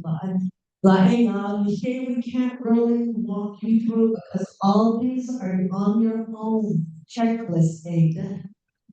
Item day, the bottom two, the A window lock it. A on the window lock area, that building, president office, and the IEA, yeah. A goes to, at the bottom, A on it. So on the hit angle, but if we can't give you everything, I know Steve on this because you're gonna be the ownership. When you become the ownership, they told us, isn't with the link that budget center. So what he said, community, if you get all your approval, you're gonna have caretaker. That caretaker will say, nay, yeah, whoever's gonna be buried there. You will have that control. If you don't have it, somebody say, oh, that person is allowed to get buried if you don't have your caretaker. Because there's no say so. So so we don't want animosity among the family. We don't want disagreement around the family. Let's control it where we want to keep our loved ones together. And that foundation will never allow to have another burial cycle, but so it's very important that you keep it down. Again. What they did.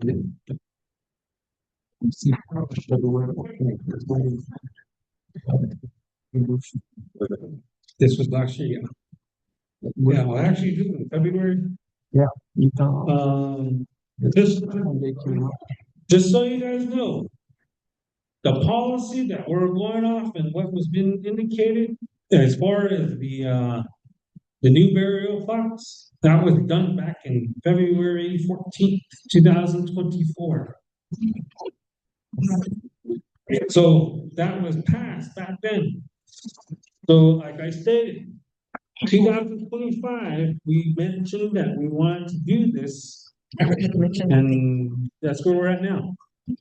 Oh, most of the part when we said that, when I was talking over there, right now, the first came out to 1.5. We're sticking with that. 1 acre done, but later on it's going to be half an acre. So right now is the best to get it in, or else half an acre. That's their plan. Half an acre. They realize that they did their survey on that. Whoa, that's too much land. Now we're gonna condense it, so they're gonna go half an acre. So right now is the time, so you get a bigger a plot.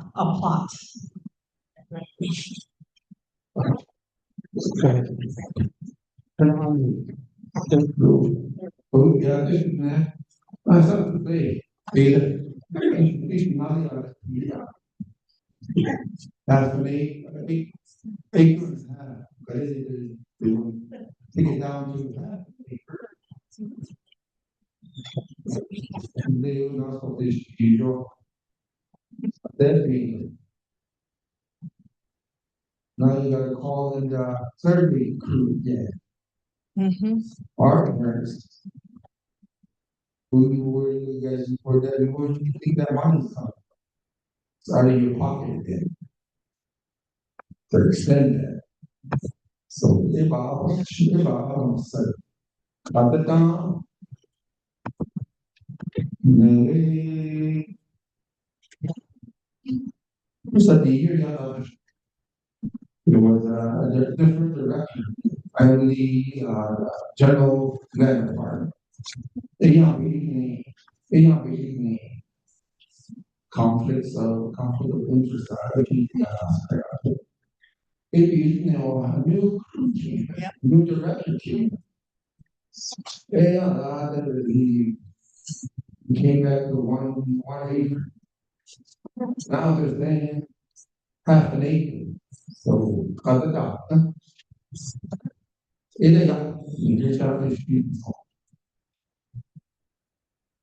Okay, with that, we'll go ahead and close up this discussion. It was a really good discussion. So with that, we have a motion, we have a second. We'll go ahead and call for the vote. Madam Vice President, could you go ahead and call for the vote? All those in favor, raise your hand up high.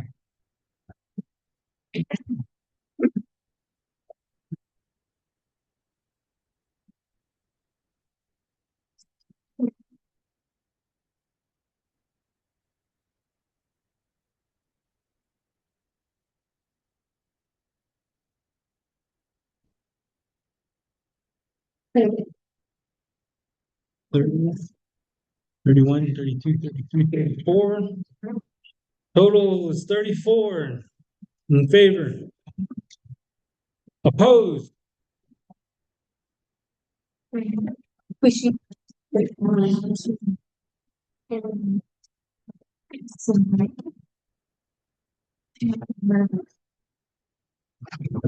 Well,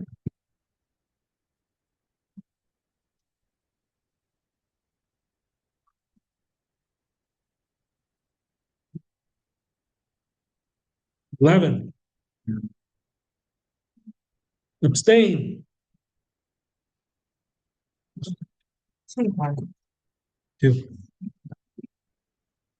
Okay, with that, TVK 2026-068-007 passes 34 in favor, 11 opposed, and 2 abstain. Motion passes. Moving on, number 15.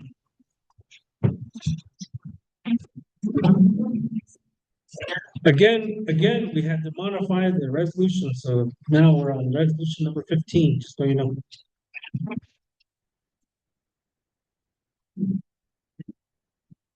So we're on 15. So the TBK 2026-068-015, approving and supporting the 2-acre designation for veterans burial plot within the Ts'ah Bii Community Cemetery. Okay, motion. All right. Motion.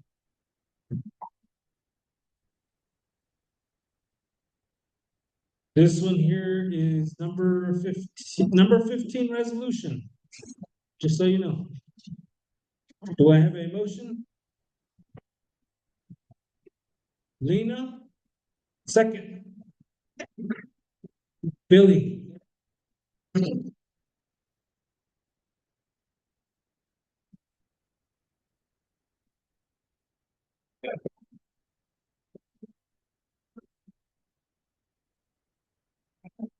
Okay, this one here, we have a motion, we have a second. Comments, questions regarding the resolution? This one here is to designate out of the 10 acres that we had withdrawn for the community cemetery. We are gonna put 2 acres of that for veterans. Okay? So it's going to be family and veterans. Yeah, it's the family community cemetery, but it's also gonna be 2 acres of that. It's gonna be designated as the veterans area. Okay, with that, no other comments? Jamie? I have a question. No. Anyways, you did with the family plot on the cemetery for the. You start getting it too right now. But a lot of people are not able to bury their family. So it needs to be on the show of hope.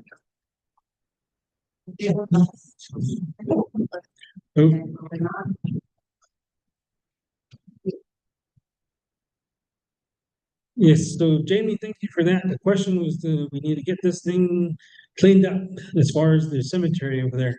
So I do want to let you know that we have been actively planning. The land withdrawal is moving forward on that, on the Winter Rock side. And then we're also looking at other grants to do the beautification grant so we can get fence put in and then also that place surveyed as well. So that is a part of our one of our priorities this year to make sure that that gets addressed sooner. So that's what we're doing. Okay, no other comments or questions. We'll go ahead and call for the vote. All those in favor, raise your hand up high.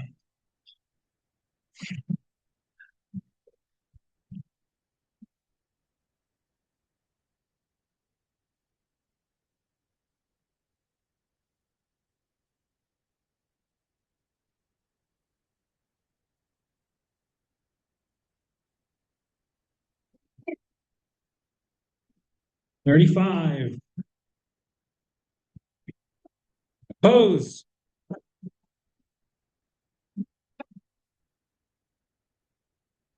Zero and abstain. How many in total over there?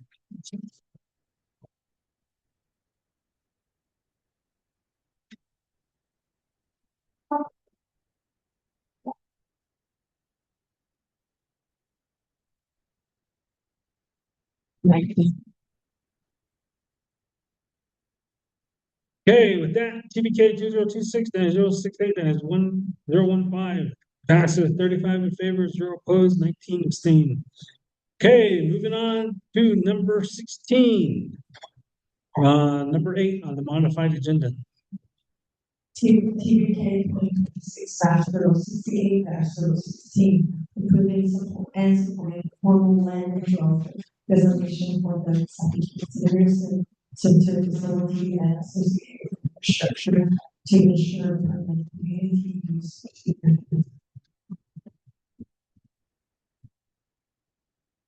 Okay, motion. Jamie, second. Jason. Comments, questions?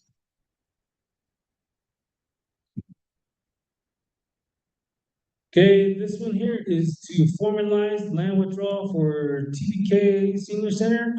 I was going through with land department, trying to figure out where the original land withdrawal is. Apparently they don't have it. So right now we're gonna go ahead and approve it. So so we can get that done. So,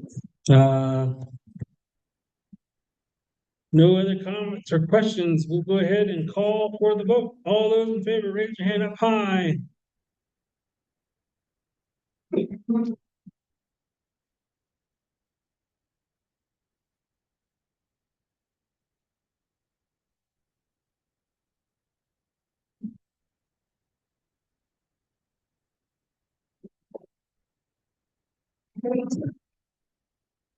$37. Okay. Opposed? Abstain? 17. Okay, TBK 2026-068-016 passes 37 in favor, 0 opposed, 17 abstain. Moving on, number 17 and number 9 on the modified agenda. TBK 2026-068-016, approving and supporting the land control resolution for the Ts'ah Bii community transportation facility and associated infrastructure to ensure community support from waste management services. Okay, motion. Danielle and Dina.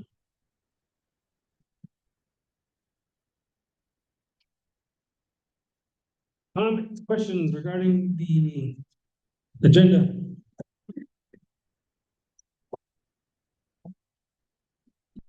To the city, go to about the waste management, to the city that, how many, to the city shut off and take your waste over there. And right now it's free.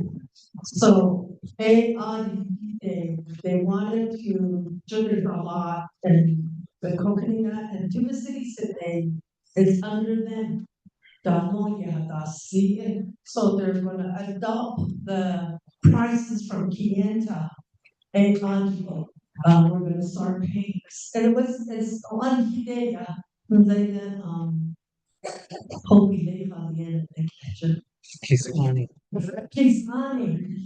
Kisani go at church they know, and a control, and vessel, and then it's open seven days a week, Kienta Day, Monday to Friday, Day. So anyway, what the people about kids you don't need it. Then I think I was the only one from here. A lot of us see it. A cold vessel. Yeah, they were shot and they said we'll get more employment to work the system. It has no idea what's going on. They kind of said to the city, hey, yeah, I said no. Koto Ashnati, man or Ashnati, after the city. We go to the hospital, we eat at their restaurant, we use their gas, the convenience stores, grocery store, batteries. We give you business over here, Shila Koto, and I bet you sell tax. You, Kodola, the community, the outskirts, they have business. We pay you, you get sales tax in insurance. But they made that. So, so that's what they're planning. And that's so we're kind of like, keep it free because we already give you business, David. So that's what I said. But we wanted to start our own over here. Kadegas, Mama, Chile. We don't trust like Alcohol, we'll have our own economic development here on Hidden Beach. Yeah. So I do want to let you guys know that DDE, we're gonna go ahead and place that down there by the crossroads on just north of the crossroads area. That's where we're gonna place that, and it's only be about 2 acres or so. But with that, I want to go ahead and with the pricing policy, I don't know if you guys remember, but a while back, we were talking about having Ts'ah Bii Kin create their own ID cards, right? Out of that Ts'ah Bii Kin ID card, we want to go ahead and create our own fee base. Meaning every single Ts'ah Bii Kin voter will have their own card. Everybody will be paying the resident fee, and then everybody that is non-resident, that doesn't show their card, will be paying the non-resident fee. So those are what we're trying to put in place here. Not only that, we also have requested the withdrawal for our funds. 250,000 is what we have been allocated for this, so we can start the construction process and to start the collaboration with everybody else. So this one right here is going in hand with all the other projects that we're working on. And like I stated in our reports, we'll be able to tell that here pretty soon that, you know, these our council or our chapter officials here are working on each individual project so we can get it all done within this term, hopefully. So that's what our plan is. Lena?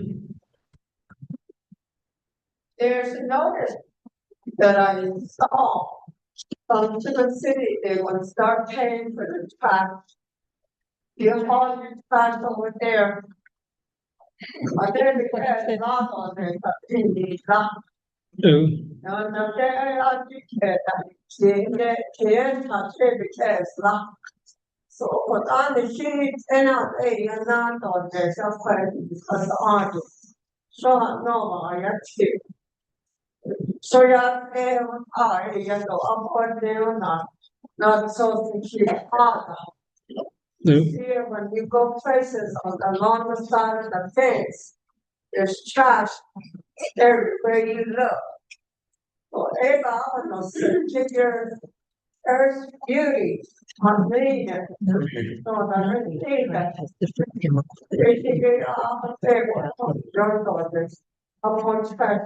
That's what they say. economic development.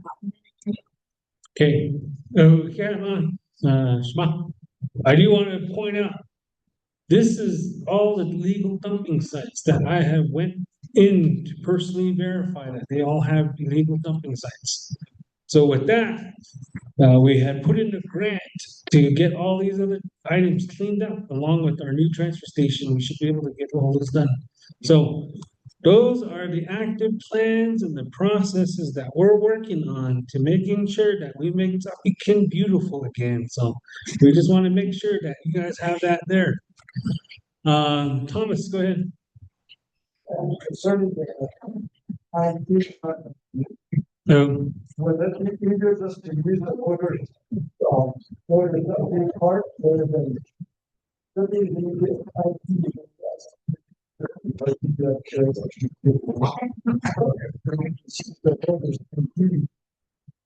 So, Thomas, I just want to say is that there's a bigger plan for that voters or for the Ts'ah Bii ID card, because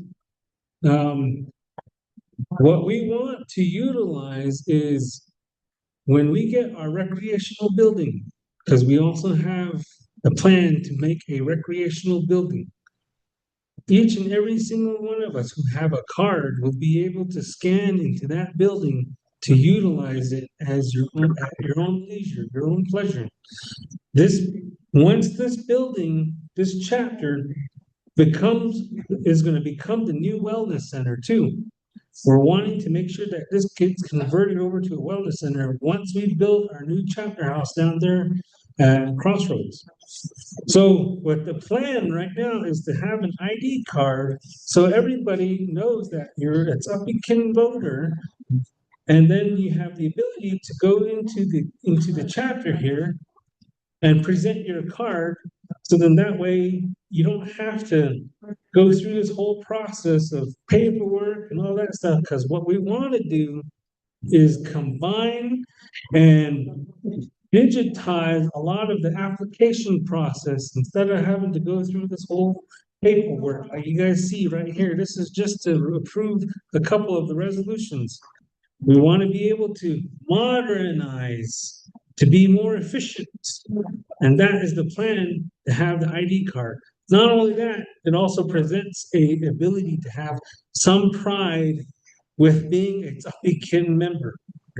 Because then now you can go out there and say, the one issue that I always have is when I go on travel sometimes, a part of the chapter, it would be nice to have a Ts'ah Bii card to say that I'm attending this place on behalf of the chapter.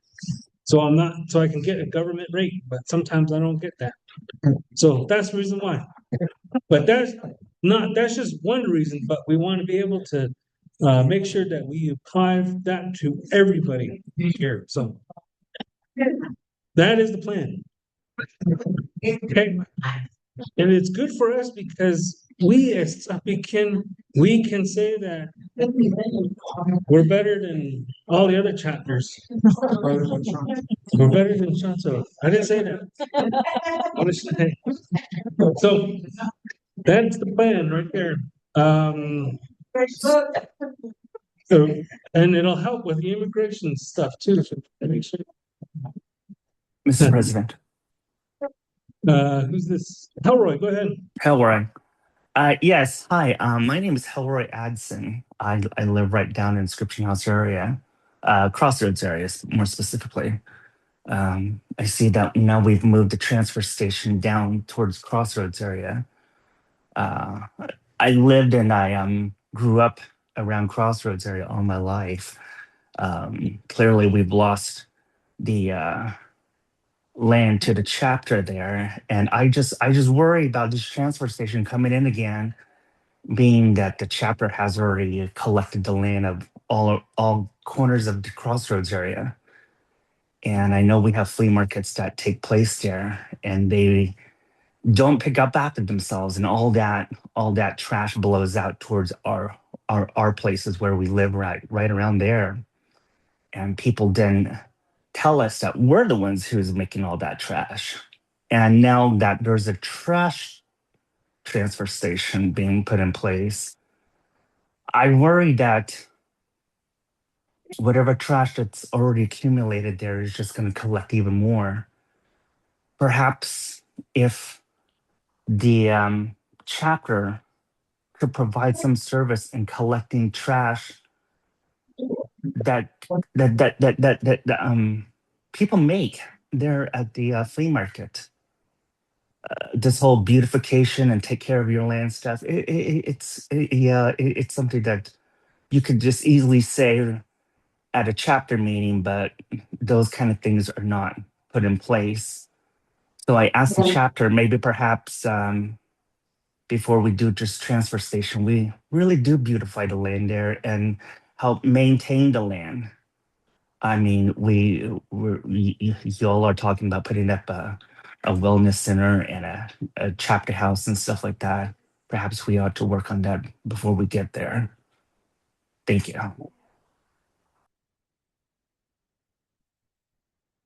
Thank you, Elroy, for those comments and recommendations. And so, yes, we do have a plan in place to making sure that those areas are done. Like, again, like as we stated a while back, we already put in our tax portion. We've already taken to Winter Rock to be approved by the tax commission. We're just waiting on that.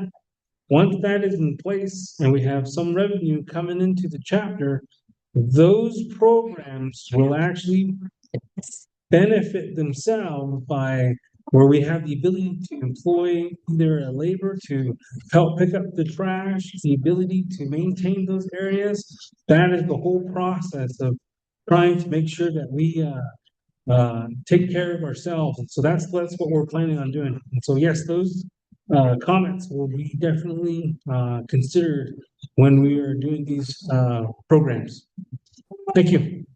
Thank Any you other- so much. Let me just really quick, just the community at large. We're not making that trash there. I know everybody drives down there and tells us that you guys should pick up your trash, you guys should do this, but that's a lot of trash that blows out from the flea market, just so everybody knows. We have made an attempt to pick up trash a few times, but it just all collects everything from pop cans to trash bags. And I've even seen that people just kind of throw their clothes out. I don't know if those are things that don't sell or whatever. And then folks just dropping wrappers or pop cans and stuff like that from the store there as well. And I did witness one time that the trash overflowed there at the gas station, and that was flying around too. So maybe we can all just work together in keeping the trash from blowing all over the place. Thank you. Thank you. We'll be sure to provide that note and recommendation to the business place. Okay, any other comments or questions?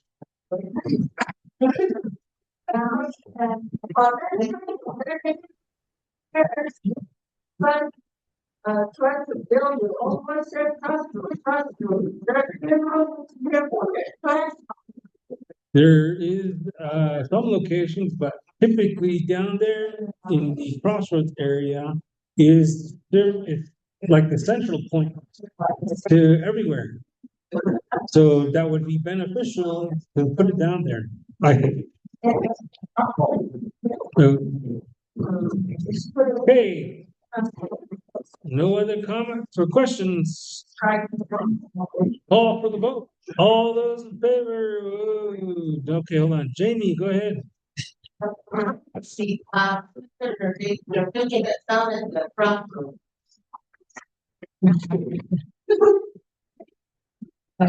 Get my plan out. I had stated that we were gonna put the transfer station in this location. I have a question online. Who's online?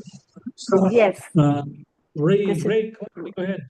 Ray Calamity. Yeah, Go ahead. I heard the on the ID that you're talking about, Ts'ah Bii ID. Yes. I just feel like we are reinventing the wheel when we already have a driver's license or a state ID. And if you go to Navajo Nation, they cannot even maintain their passport ID. Just to have a Ts'ah Bii ID, that was a big expense. So think about eliminating that idea and just use a state ID and our driver's license. And if we're implementing modernization of technology, we should have a computer there of the local people that's part of the community. And all somebody has to do is look them up on the computer. That's just my opinion. Thank you. Go ahead. Thank you, Ms. Calamity, for providing that. Okay, so this right here is the location of where we're planning on putting the transfer station around this area. So that is one of the proposed locations. Mr. Delbert. Yeah, that's one thing I just want to add, I know you guys have a plan on putting the trash place there, but, probably kind of step back and look at the safety part of it, the safety side of it. I'm on my trash to Cuba and there's a lot of traffic. We gotta consider the safety part of it. There's Cuba, there's Santo, there's Page, and there's, maybe put it elsewhere outside of the up away from the main road, just the safety part of it. Maybe we need to look at. If there's gonna be a lot of traffic right there, to make a place for traffic. Apparently, what I see too much. So this is something, just throwing that out there, something to think about. Okay, so again, that is one of the proposed locations that we have, and I do want to state that we do also state that this area as well, across from the clinic, this area has another proposed location. How big is it, an acre? 2 acres, 2 acres? yes.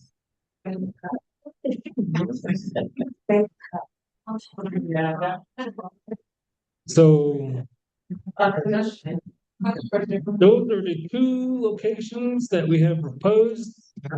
And then I was considering another location up here by, again, the chapter, but the only issue with that is if we were to put it up here, the current grade from over here to down here is gonna cost a little bit more to put in and backfill and all that stuff here on this side, if we were to put that transfer station around here. So this one here was just one of the other ideas that we had, but again, it is really up to us because according to our master plan, we already had designated this area as the industrial area and developmental area, as well as down here in this area. So I guess the question would be, is it's really up to you guys as whether you guys want to do proposed number 1 down here or number 2 here. But that's what we're planning on doing. Just a reminder too, the meeting in Tuba City, I forgot to, they said they're kind of like suggesting, recommending, hang on. Yeah, so they're suggesting on their Tanova recommendation, they want to sub out. That's their plan to the city. So we're part of the Western Reservation Agency. They want to start subbing out to the community. That means when they sub out, they're going to get the profit, whatever it is, Never Sheila. Mihe were already in plan, Sheila. Let's get ours going. So now we have a plan on it, Sheila. I'm a supervisor, no, sub-outstation, that will make each community ready, that's their plan. Okay, I have a question. Priscilla, That crossroad area, it's disappearing through, school bus, near the junction, and then on Saturday, they won't get too much traffic. So it's unsafe around that area, and maybe it's more possible to traffic coming. Or less traffic. okay, thank you. Danielle, I think it would be more feasible right across the clinic as well because there's more space there. And on top of that, the security guard is there 24/7.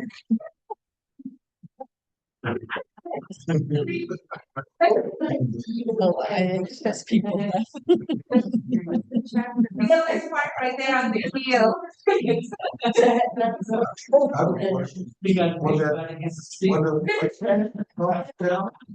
That would create jobs for the community. yes, That's what we want, economic development. And you were saying that you guys have plans to have the chapter be built on it. yes. We're trying to make it a little community where everybody can resort in one area. Yes. So, again, those are the two locations here, but, again, I guess if you guys want, it's really up to you. You have the ability to motion, do secondary motion to where you want to do proposal number one or proposal number two, or three, which is over here. So, just, go ahead. Are they gonna put a booth over there? Yes, that's, Feed and all that stuff? yes. So, So, but somebody's will be in control. yes, it would be the chapter. So, once we finalize the plans and all that stuff, as far as doing the fees and the proposals and all that stuff, we will be able to present that to the community so they can approve the policies and then the pricing, anything else like that, as far as the operational portion of it. Right now, like Secretary Treasurer stated, is we're in the planning phases of this portion. This one right here, as long as we have an area designated for where we plan to put a building, then we do the formal withdrawal process. Then we get our funding, which we've already been allocated through the CHASN funds, is where we're gonna go ahead and use that to construct and develop that site for the community. And then again, along with all that, in parallel, we're gonna do the plans, the policies, procedures, all that stuff, and those will be presented to the community and as well as online as well. So like we did with the policy for the cemetery, everybody was able to review that. Again, that's also online on the chapter website to view those policies on how we are planning to maintain those areas. So that's what we're planning on doing. Danielle? So I think we should just move forward with this and wait on the feasibility study to see which would be more better for our community. And let's just go and vote on it. So we can go move on with our agenda, we have a big resolution. Okay, so from our point, we really wanted to do with, land withdrawal. We want that in place, even though we can plan all we want, but we want land withdrawal. I found that out in Winterloch. Land withdrawal, how long ago, we have a say so on so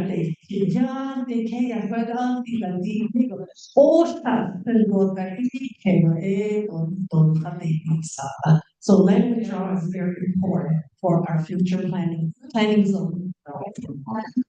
Okay, so I have. Could I make one more suggestion quickly? Hold on. Curtis. Yeah, I think it's very people, you know, right across from the plant, like they said, there's not that much. Yeah. Then is out of the way. It's more, like 200 to 300 yards off the highway. For the road, so I think that'd be a beautiful area. Okay, thank you, Curtis. Jamie, I motion. did you have a question? Sorry. Oh, Lena. You have a, hold on. Lena. Oh, okay. Jamie, I motion to close the, to cease debate? oh, Okay, so we'll cease debate. And then I guess you're calling for the vote? Okay, with that, we have a call for the vote. All those in favor, raise your hand up high to approve the resolution.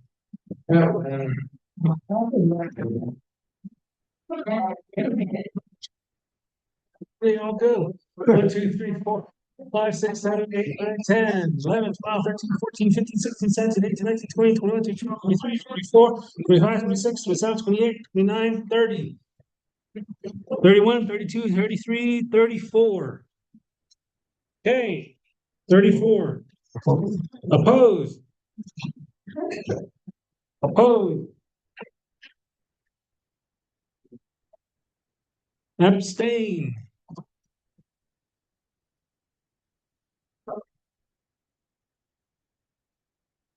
See, that would be 20, right? Where's my mouse at?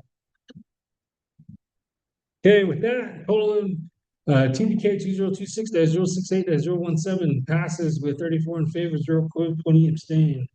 Okay, moving on to number 18, approval of approving and supporting the budget transfer of $2,000 from Fund 10-6608, training and tuition fees to Fund 10-6202, training, travel expense to $2,000 to cover the shortfalls 2 days that were not anticipated. Motion. Do I have a motion?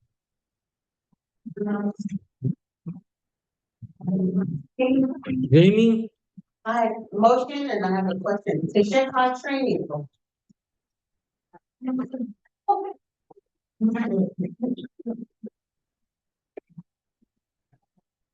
Okay, so motion, we have a motion and a question. Do I have a second?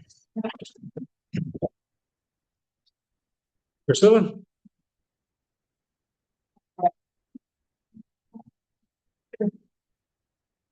Okay, motion and second.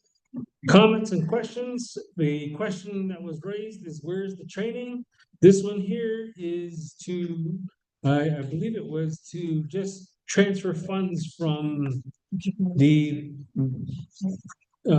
tuition fees there to the travel expense. That was to accommodate for the reimbursement. I believe that was where we were planning on going to the one that we talked about, the GW. The 16th at Twin Arrows, there is gonna be a community block grant per presentation. That is where they're gonna be talking about how a lot of the grants throughout the entire Navajo Nation on Western Agency side to where we could possibly entertain some of our projects to be included in that community block program. The only thing that's gonna be allocated out of this portion is just gonna be the mileage and the meals. That is it. And we have a couple of officials who are wanting to go on behalf of the chapter. 2 chapter officials are gonna be allowed to go to that event. And so this one here, again, like as you guys have seen, we already have plans in place on how we want to incorporate some of these projects and to try to move Ts'ah Bii forward. And with that, I think that's what we're planning on doing is to go to this event which we just got notice of, I think, last week? Yeah. Last week. Yeah, last week. Yeah, last week, we just got notice of that we want to be able to attend on behalf of Ts'ah Bii so we can present our projects and put it into the block grant. That is the explanation, Ms. Notestein. Another question. Okay, second question. The one or two episode point. And then, I think that's the number. Not too bad. We can, but we have the Yeah, the memo says. memo had stated two of the chapter officials will have to go. Let me see if I have that here. Well, just one chapter. I'm good now. Yeah. The chapter- I don't know how to gamble and I don't gamble, so. I don't. Wow.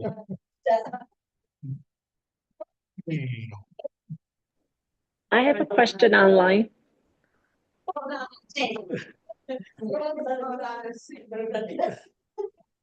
So here is the, again, here is the memorandum that was provided, and that is to provide two representatives and the chapter officials there. And then this one here is the community block program, where we are planning to go on behalf of Western Agency, because we're a chapter within the Western Agency, to go on the 16th at 9 a.m. so we can go through the process of how the Community Development Block Grant Program is going to be done, because from what I understand, this project here, the Navajo Nation is wanting to apply for grants under this grant here to incorporate so that they could get those projects done.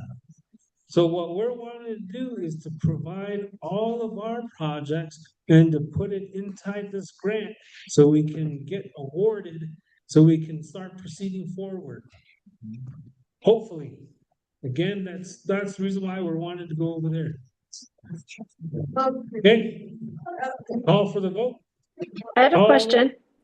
Raise your hand up high. I have a question online. The In a third second, time. or BP, there, okay.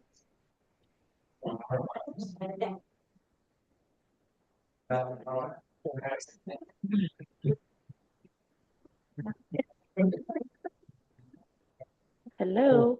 I have a question. 32. Okay, 32 in favor. Opposed. 33 in favor. Opposed. Abstain. 21. Okay, moving on to, or TBK 2026-068-018 passes with 33 in favor, 0 opposed, 21 abstain. Moving on, number 19. Excuse me, I have a question online. 068-019, approving and supporting the budget transfer $1,000 from the consultant fee to Fund 03-6807 to chapter renovations of $1,000 to cover the shortfalls to date that were not anticipated. Do I have a motion? Gina, second. Billy. Okay, we have a motion and we have a second. Comments, questions?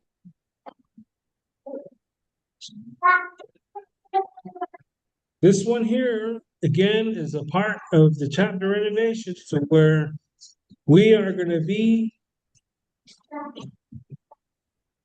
a part of the chapter's senior center over here. They need a pipe that needs to be ran from the main kitchen going over to the drainage, because according to Navajo OEH, they're in non-compliance. And so what we're planning on doing with this is to move that funds over to support getting the tools and materials to cut the cement, to buy new cement, to buy the piping system, to get all that stuff in place so we can get that up and running, because again, As you guys noticed, Navajo Nation is pretty darn slow in getting us the funds for the chapter. So we are wanting to go ahead and get the senior center up and running as soon as we can. And that is a part of that process. So, okay.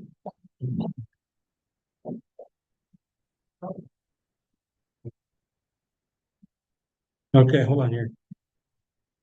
All right, Ray, Calamity, you have a question. Again, if you guys have questions, you guys have the ability to unmute because I'm not able to review the chat while we're having community engagement. So you have a question, go ahead. Okay, this is Ree Calamity. I was talking, but I don't know if you could hear me or not. Can you hear me? Hello? I can hear you, but I think you might have me muted on your end. Ms. Ray? Hello? Hello? Can you hear us? I can hear you, but I don't know if you can hear me. I can't hear you. I can hear her online. Going once, Hello? twice. Can hear her Okay, online. we had a call to the vote. All those in favor, raise your hand up high.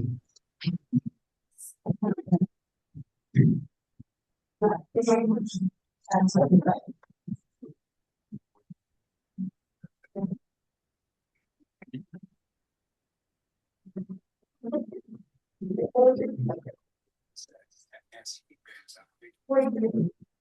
40? Hey, that we have a total of 41. Opposed? Abstain?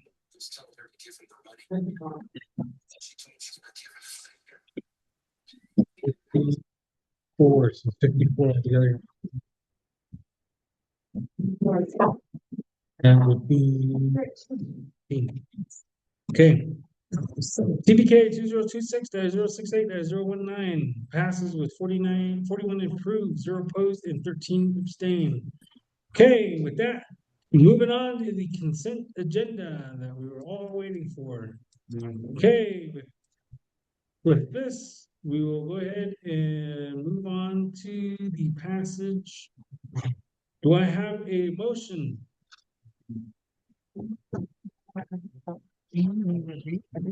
No. Okay. We already read it, so we're good. Do I have a motion? Hang on, we all know we need some help. 2 ladies, they were to prepare food for us.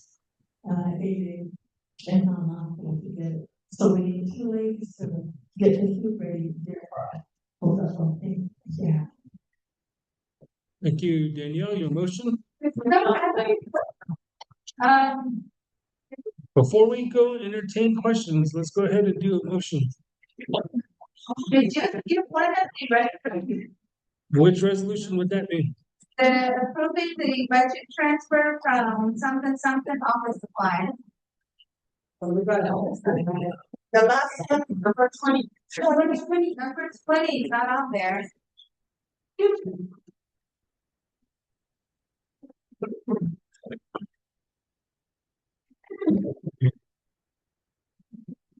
Stand by.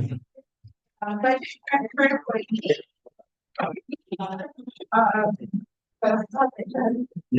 Charge renovation.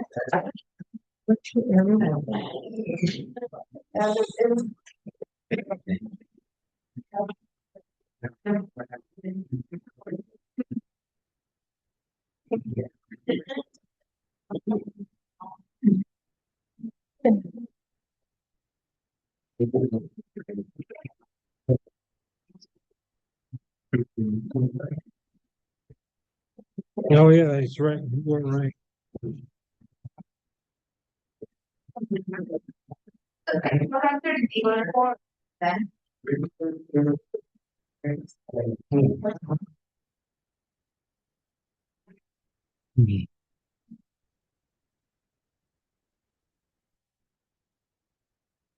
Okay, that's right.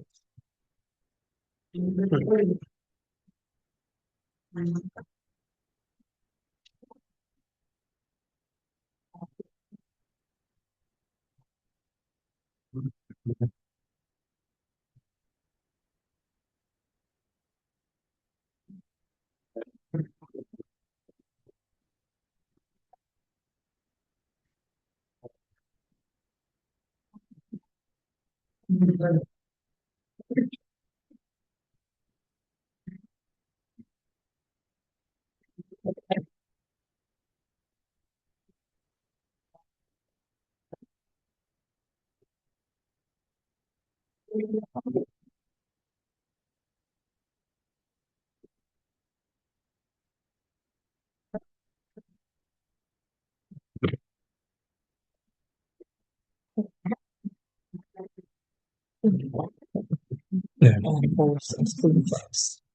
Thank you.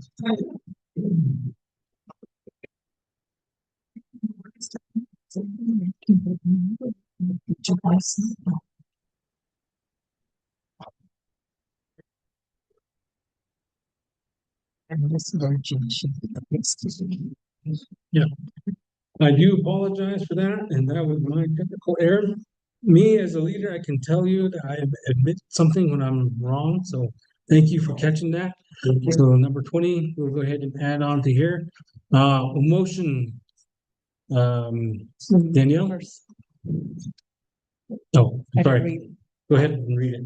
I gotta read it. TDK 2026-068-0, approving and supporting the budget transfer $400 from Fund 01-3330 supplies to Fund 01-3303 operating supplies for $484.58 to cover the shortfall to date that for Okay, Danielle motions? Yeah. Second? Jason? Yeah. Okay, comments, questions regarding the agenda or resolution? 21, 22, 23, 24, Valley Health, good directed there, and then Unifer, Rick, JK, on that part, and then the places that really think. Yes. I'm not. Hold on, when we get to consent, we'll talk about that. Number 20. Comments, questions? If none, call for the vote. All those in favor, raise your hand up high.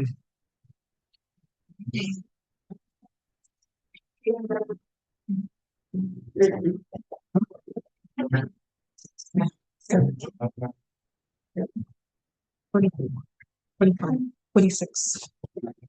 26, 27, Yeah. 28. Okay, 28 in favor, opposed.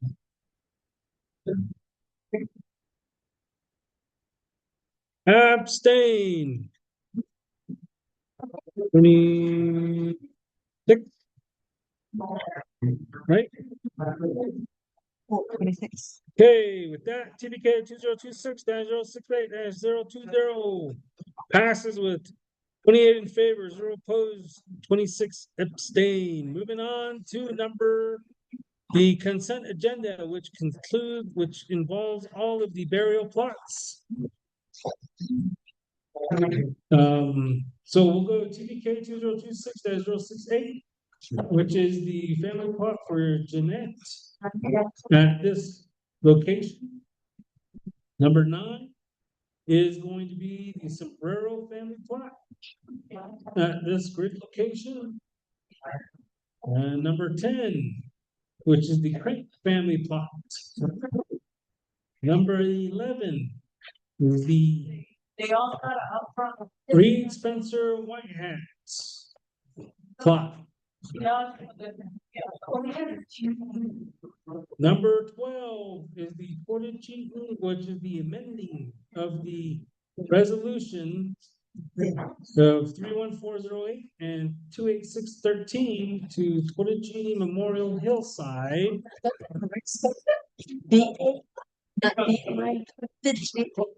Not the A. They took that. Put that. Took the J. The T was an I. Yeah. So it's an I. Okay.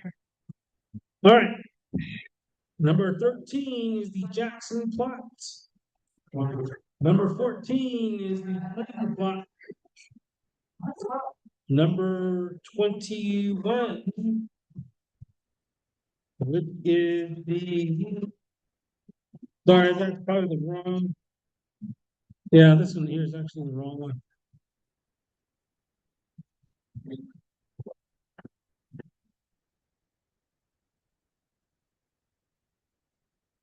This one here is not even needed. I must accidentally add it. Okay, 21, then we have the Richardson, which is gonna be Donna Richardson's family plot. Number 22 is the amendment from CWJ to Juniper Ridge family plot. Number 23 is going to be the J. Kling family plot. Then the number 24 is going to be the W. Kling family plot. And then we have 25 is Leslie J. as a family plot. So with that, do we have a motion? Billy. Second. Thomas.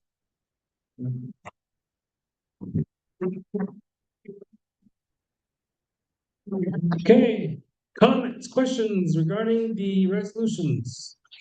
Again, this is the consent agenda where we were all in agreement to include all family plots under one resolution.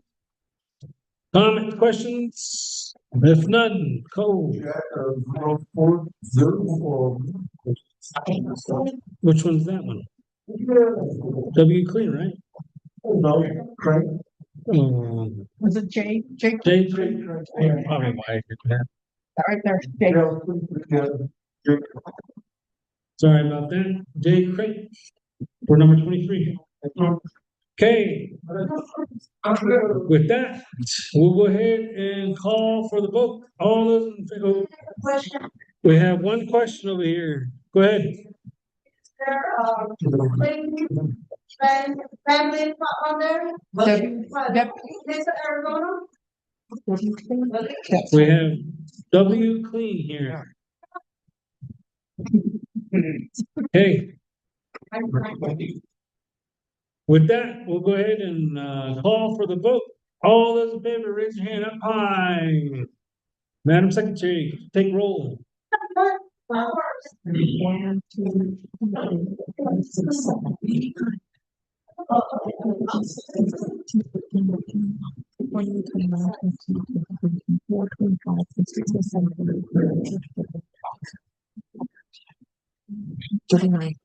of us. 40, 41. Okay. With that, we have a 41 in favor. Opposed?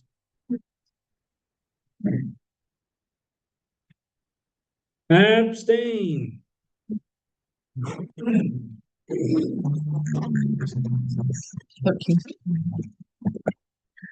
13.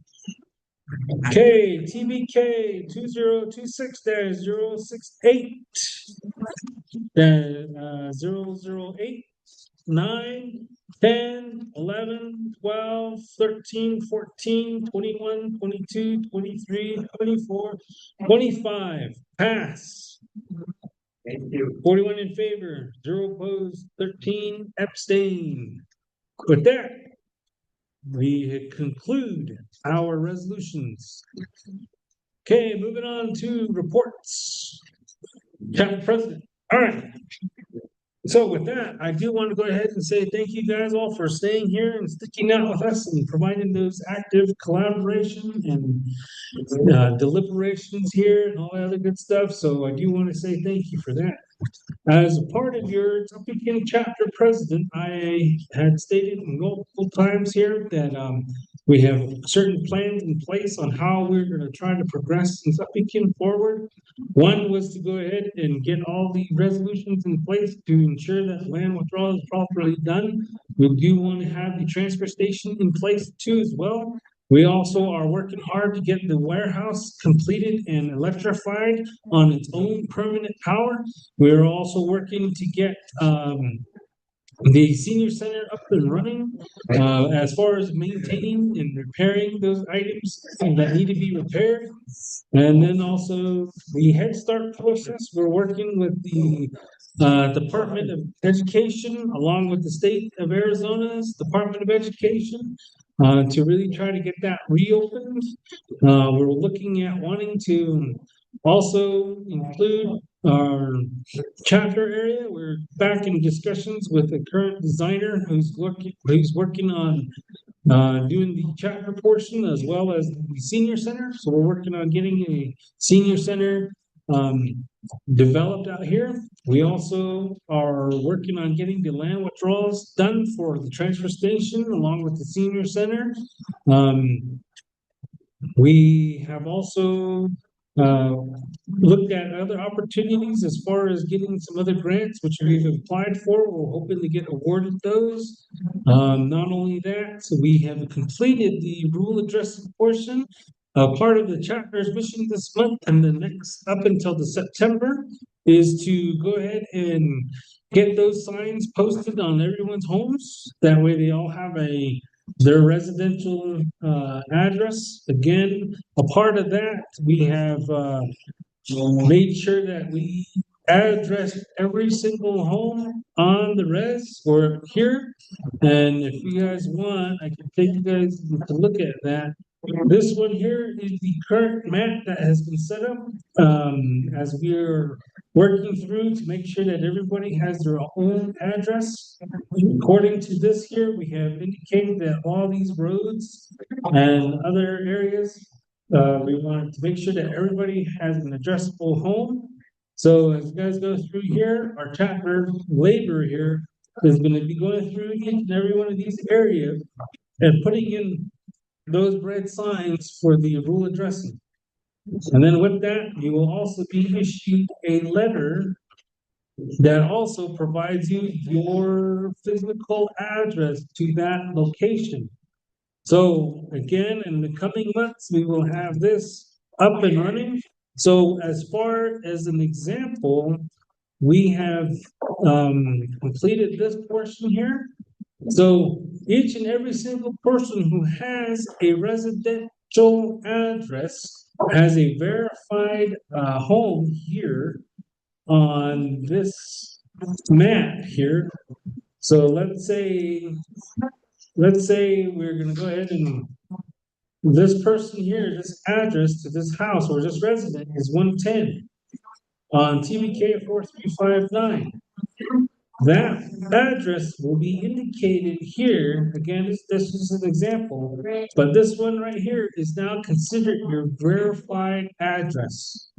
So you have the ability to put this on your driver's license. If you guys want a physical address and all that stuff, that is where it is. So you don't have to worry about trying to describe it like 2.5 miles north on Navajo Route 16, where, past this area. Around the course. So we have already went ahead and made sure that each and every single one of these places are verified. Again, according to the GIS and the addressing department up there, they had based all of their stuff. So some people will have Shanto, some people will have Kaimata, and some people will have Tanalia. But again, that has already been done, that has been vetted through the USPS system. And so that would be your physical address. I do want to mention to you guys is that it will possibly change in the future. The reason why I'm saying that it will possibly change in the future is because we are also working on getting a post office out here. So we want to make our own zip code and all that stuff, and we're going to utilize that. So later on, hopefully in the future, you will, instead of seeing Kaito, Shanto, or Tonalea, we want to be able to put Ts'ah Bii Kin on the map. So that's why we're wanting to get this whole thing in the process, and that's the plan. So, like I said, our 2 employees who are working, they are gonna be installing the signs. You already saw the street signs, the majority of the 16 route, on 16 and also 98. And then they'll also be giving you the housing plaque there, which is gonna have, indicate 104, and then it's gonna be posted on your house or the fence. So, that is the report that I have for now. Moving on to Secretary Treasurer. Hey, oh my gosh, for the month of February, I was all over the reservation. So we went to, met with, executive director at, Winter Rock, we did talk about senior citizen and, Route 16, and we got rid of that. I go through that, and I already expect I don't need to go over it again. This burial plot, like I said, I go back to Winter Rock. Go back to St. Michael's, I thought this whole place was Winter Rock, St. Michael, Winter Rock, so I did have a lot of information, I don't know, the tragedy on Sunday, like I said, I put my opinion in there, speaking for you guys, since I live here with you guys. I function, I know how it is to live at a construction house, not coming in from an outside. Hey, so yeah, I know, my next one is, a city PG. I want to go to that training again, because it has to do with a lot of funding. 20-year-old Jonah. As you know, shit, I don't gamble. My hard-earned money is what I need to use for my needs and wants. You're thinking that way. So, not this I don't, so we're doing a lot. And since I'm retired, I had a meeting, Nana, I go over there and I find out a lot of stuff. The economic development for us here, where we can function, we're not relying on other people to get this going. I can't handle that. Oh, I love it, you guys. You had a lot of input. I love Kidiki. I share it. We don't do much without you guys. We sit down and don't meet, we look at that discussion on what you want to hear discussion, what if the I love that. I get it on there. Go ahead. You finish the highway on Route 16. So that one there, we have been with, Tom Platero, last week, 2 weeks ago, I'm sorry. And we told him that our priorities are needed to get done, so he stated that those items are gonna be put on the Tribal Transportation Initiative Program. There are gonna be put in place, but, as far as that is gonna be for 2027 to 2031, I think it was. Those are the priorities of the Navajo Nation. But not only that, we are working on getting other funding in place, like as far as putting that under our CHASN request, like the capital outlay. So like, we want to be able to get that done for us. That whole highway, in order for that 13.5 mile highway to get done, is gonna cost $4 million per mile. That's well over 65 million dollars to do that entire highway. So with that, we are working with the state representatives. We are still working on trying to get additional funding from Navajo Nation. And then we're also working on getting other funding from other entities as well. So those are one of our also priorities this year as well. So we're working on it. Okay. Go ahead.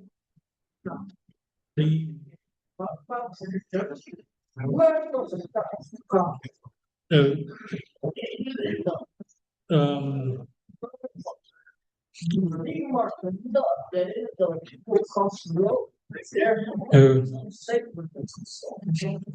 so,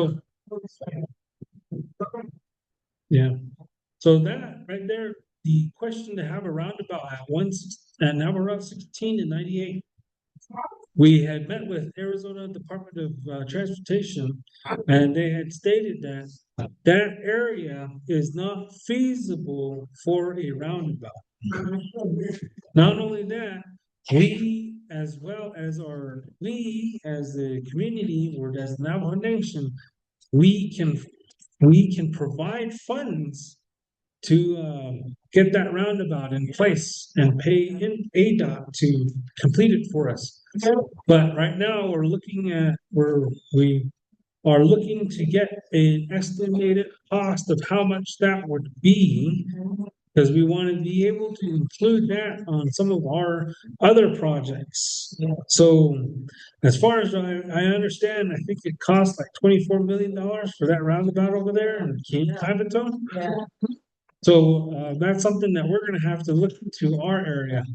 So if you guys know any millionaires or billionaires that has $24 million, hey, by all means, send them my way and we can get it going and we can put a toll on there. So, so, but those are the process, and they stated that it's not feasible to put a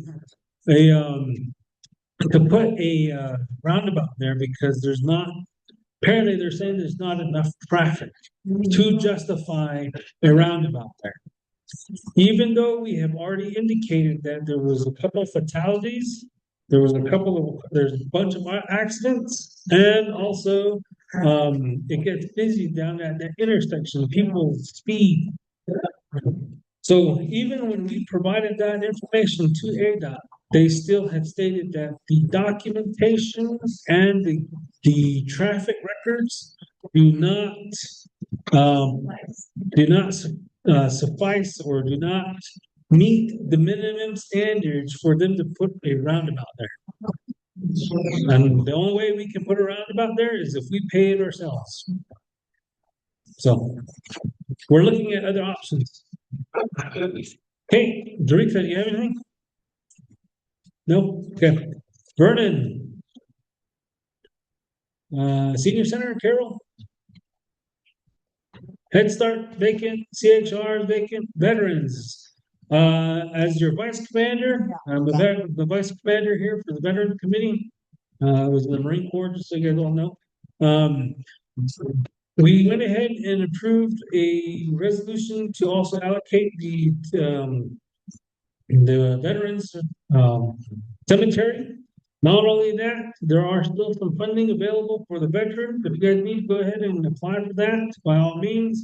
We do have our veteran meeting every month on the first Monday after the planning meeting, so please come on by. It is both virtual and in person, so please come on by. Ts'ah Bii. Ts'ah Bii. Okay. Good afternoon. My name is Gina.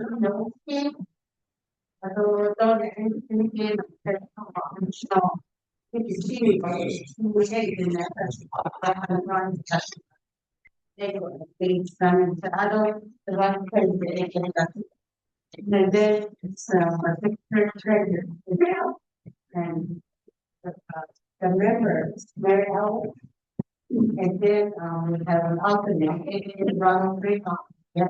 We have a meeting every month at the beginning of the March and the second, third, so I mean, that. We talked about some of the things that the chapter has been read. And on Monday, we going forward to chapter chapter member. So the one that we talked about was pothole down the road, it's the South Street Bar. Pothole, and then although, we talked about, 98 Mount Forest, 139, where, he gave them, that's why I thought fancy, I need, Saturday, yes, Sunday, I was told that, how big, they already got, that's what, of course, the person that owns the cattle says, I'm sure it's people, that's, I don't want nobody getting hurt. Because of big, for age, you can't, now, I'm on, I'm talking about the, they're gonna be by, long it. They say, yeah,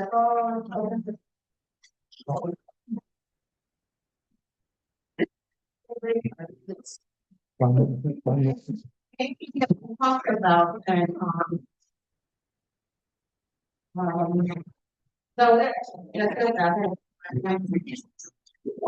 Thank you. With that, we have provided that information to Tom Patero, so we're waiting on him to provide those updates and along with the restriping. They keep telling us that there's not enough funding over there for the Department of Transportation, so I can beg to differ because Western Agency has the most gas stations and some of that funds goes to our roads, so. Anyways, we did provide that information to him.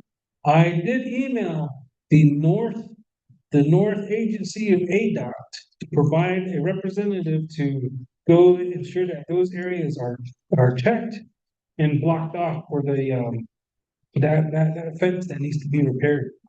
So I did let him know, and I haven't heard a response, but I'll follow up today and I'll shoot you guys that email. Okay, thank you. Coconino County Representative, we did have Judy online. She did provide a report.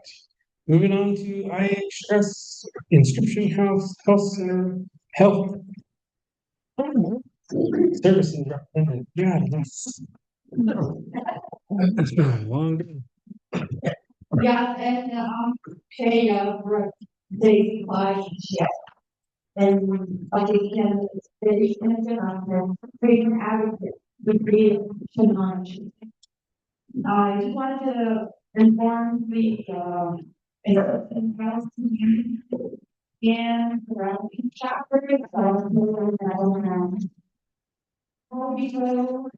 we had a new family nurse practitioner, so the great is coming up our, if you want your children's teams that are clinic, we do have pediatrician nurse practitioner. And she's available Tuesdays or Fridays. And she also does, women's health. So you have health. You like to be seen, or, her name is her practitioner pool, and she'd be able to help you with those services. And we plan to, the community members as well, that we are, that's approved that facility as much as possible. And for the efforts for patient privacy, if you all went through the clinic, we were already the registration is open. There's gonna be cubicle areas to close also private. So that's gonna be, they're gonna be working on that pretty soon. And also the hiring freeze has lifted for ISF. You can go on usajobs.gov and there's positions where community members can apply for, such as security and home technician. And I just wanted to inform you of all that information. To improve services for the community. Okay. Yeah. I have a question. When you go in, try the thing that you don't use.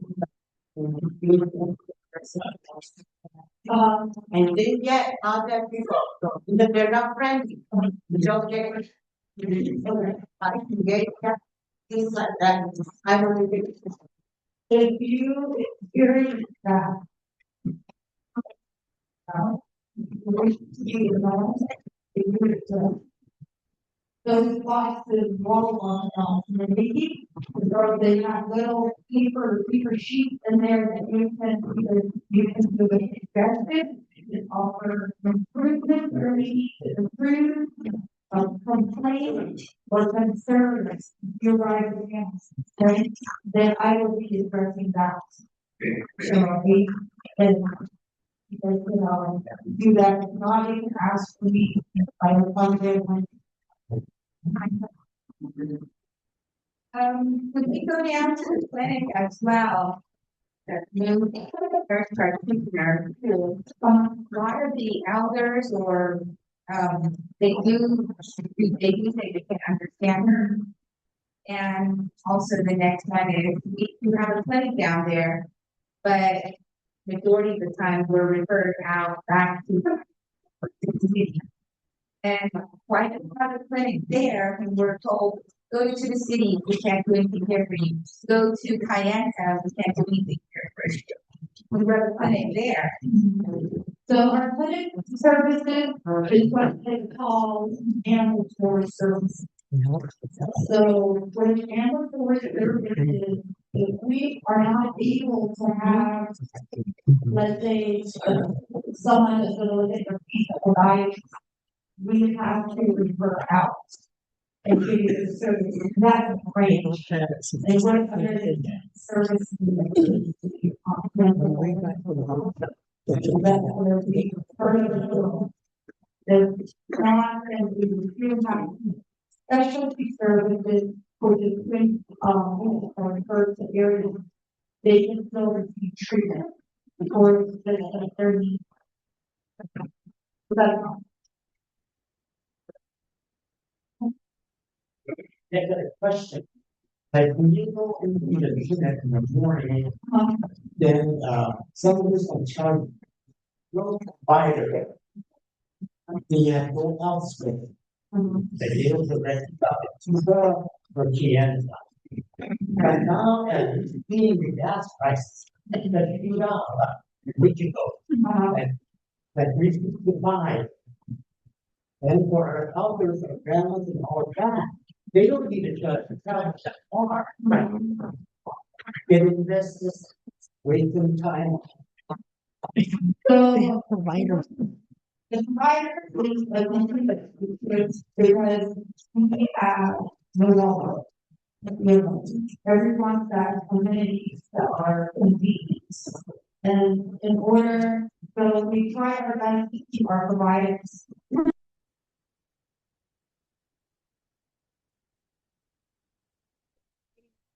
Health system administrator tries to do is ensure that we always have one or two on staff.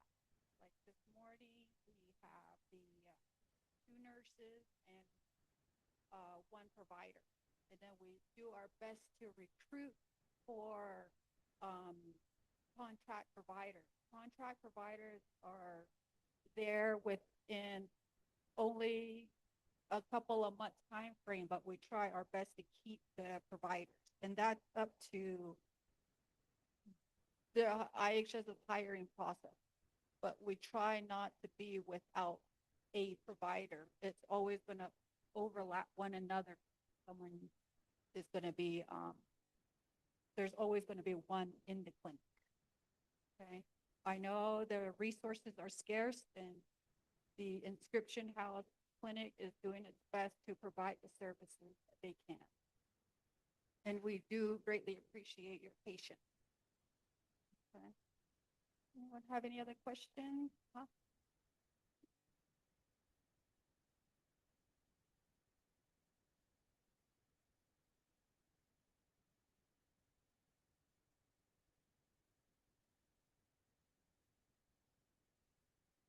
So what they do is first come, first serve. We have patients, the building opens at 7:30, and they'll schedule all the way until noon for the provider.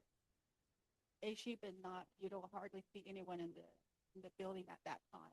But those positions are, appointment slots are already filled. And we are hoping that we have one nurse practitioner that's arriving, and then another contractor that was prior, he likes Inscription House, so he's in the works of coming back to Inscription. So if they need time, that when the contractors come in, well, but they'll come back, just like one of the providers do his best to come on back to help the clinic. So that's how the scheduling works for the walk-in clinics. We try very hard to keep them as soon as it comes. Lately now, it's been first come, first serve to get patients in. Okay. So please, there's QR codes which you can get your phone and do the surveys. We encourage that. I log all of them, and we have a meeting on them, and we say, how are we going to improve it? So, and this is Inscription House's first time having a patient advocate, and that's why I'm here listening. I take all of this back, and we try very hard to address these with the administrators and the clinical staff. Okay, so we are any input, any suggestions, positive. If you see a staff that's doing a good job, even though it encourages morale, or even to keep our nursing staff or anyone that provides clinical service, to keep them here, it's what they call employee engagement or patient engagement. So we're here to answer any questions, and you can ask for me, and then I'll research any information that you need for me to help you. Okay. Does any other questions? Uh-huh.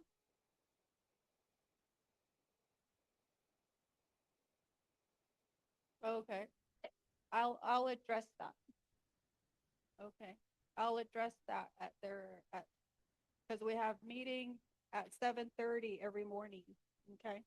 And I'll reinforce customer service and to ensure that we do have empathy for our patients. Okay. All right. Does anyone have any more questions? Uh-huh. Oh,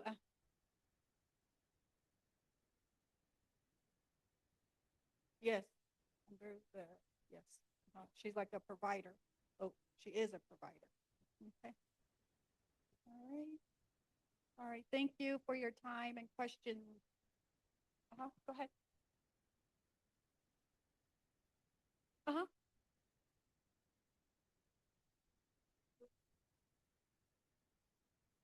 Uh-huh. Uh-huh. Yeah. Mm-hmm.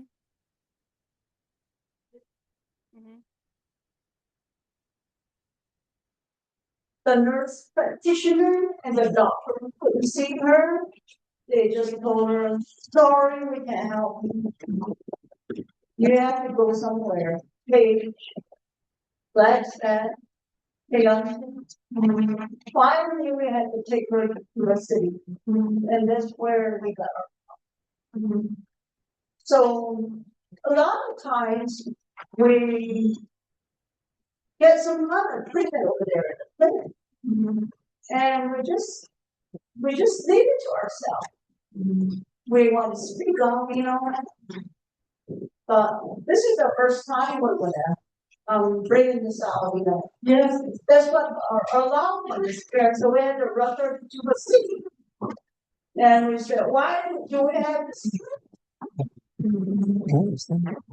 We couldn't even get that. All right. So I'm gonna to the hospital. I will write someone clean is the only revelation. Is it? So, there's clean house on right, that makes it much longer to reduce it by.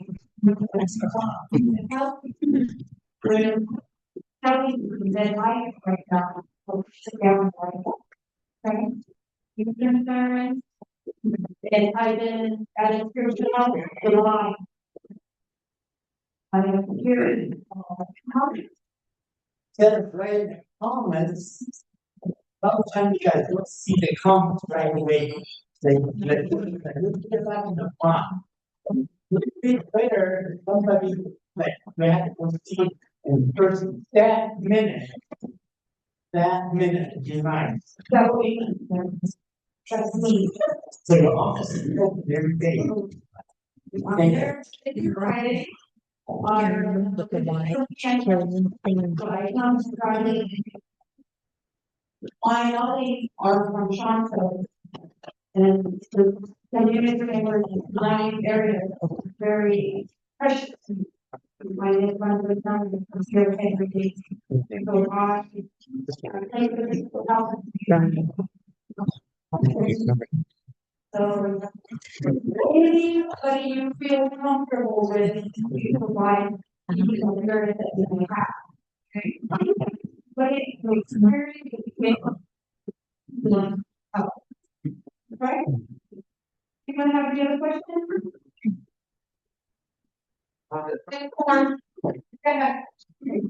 What's your name? My name is Ethan, Ethan. Last name, Frank, Brank. Okay, thank you very much. Any other representatives? Okay, moving on. Council Delegate Herman Daniels, you online?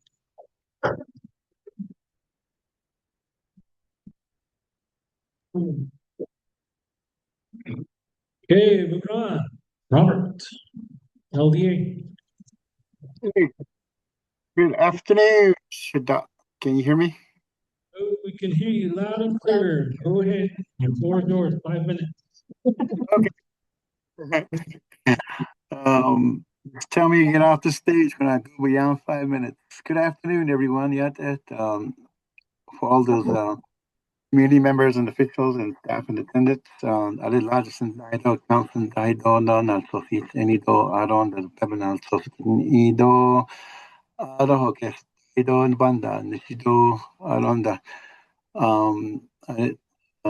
Kindred other partners other and Nagid is in I saw Kahun's house is in I like to commend for you guys to be meeting for this long meeting. For the most this is regular meeting on the first and second Tuesday first and second Monday of each month. So LOC this morning, and then also RDC, and then also looking at arranging some several other meetings for the rest of the week. He'll be attending the Navajo Youth Commission meeting at Montezuma Creek. The communicate on the youth area chapter again, yeah. He's a member of that commission. That he's going to be meeting with the staff and officials regarding the RR funds. This will be for, it looks like it's going to be Wednesday. That he has a NABI meeting on Thursday at the council chambers at 10 o'clock. He should be in attendance at the Knox Regional Chapters meeting at Navajo Mountain High School on Saturday. He's attended several meetings with the Navajo Hopi Land Commission the last 2 weeks, mainly to address issues left behind by the Office of Navajo Hopi Land Commission when they closed. The main thing that they're looking at is the operations that O'Neill was overseeing in the Nahuatl area, such as the Padres Mesa Ranch. Navajo Hopi Land Commission is seeking additional supplemental allocation to see if they can, for some of the expenses for the ranch that's still in operation. for some of the stuff that they've gone through, legislations and other actions. Now legislation 0036-2426, to improve the Navajo Nation Fiscal Recovery Fund projects to be managed and delivered to communities. The key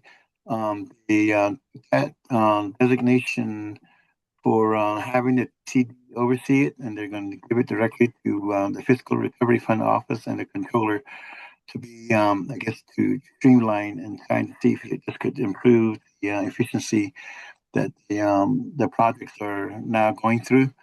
This emergency legislation was passed by 16-1 vote, and it's now waiting signature for President Nygren. On the resolution, legislation 0001-26, which is the reapportionment plan, the 2025 reapportionment plan, which is looking at the Plan 5A on aid amendments were approved at the Nabitete Committee, and basically the main thing that happened was moving Territory to Legislative Area 11. Barley got captured to Legislative Area 4. The Ada Council passed this resolution with 16-1 vote. Now it goes to President Nygren for veto or approval. Out on the Finance Committee, approved nomination council legislation number 001226, allocating $84 million from the CSM funds for transportation project across the Navajo Nation. This is sponsored by Arvin Mitchell. This is just to funding to support road improvements to enhance safety, access, and connectivity for family, businesses, and emergency services. Each delegate will be allocated an amount for the project regions. The legislation allows delegates to adjust projects if changes are needed. On the Division of Transportation has strengthened project management, staffing, and contracting to ensure the timely delivery. Going down to the committee approved legislation 4-0, now approved the NABI meeting. So this should be one of the agendas items that we'll be looking at. On the last, Speaker Crystalline Curley joined nomination leadership at the Veterans Memorial Park in Window Rock on Friday for a prayer service honoring active service members and deployed troops organized by Navajo Nation Veterans Administration. The event included prayers and words of encouragement from the leaders such as Bo Nygren, Rochelle Montoya, Council Delegate Dr. Andy Naz, and veterans. Speaker Curley thanked the families of service members, called for unity in the Navajo community, and encouraged faith and prayer to support those serving. The Navajo Nation Council honors and thanks all veterans and active duty service members for their leadership, sacrifice, and service to the Navajo Nation and the United States. So, for Delegate Daniels, hopefully that is within the 5 minutes. And if you have additional questions on other legislations that you want answers to, don't hesitate to contact us through his email or to my email so that we can provide some answers to questions that you might have.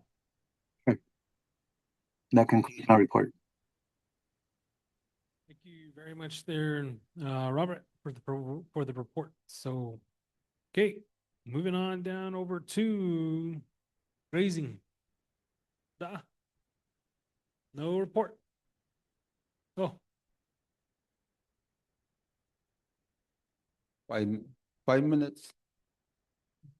11 is what they shouldn't. How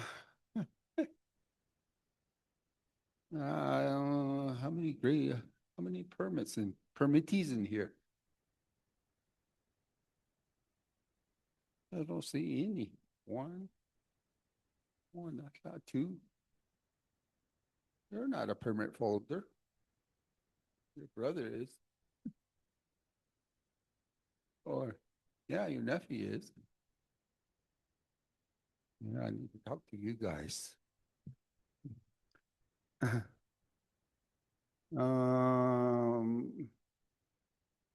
As you guys know, let's say vegetation. There's no vegetation out there, yeah. Whatever is the winter, I don't eat so ideya. To itan hiba na loshi na sozi an hiba awasya. As far as feet, it's your responsibility.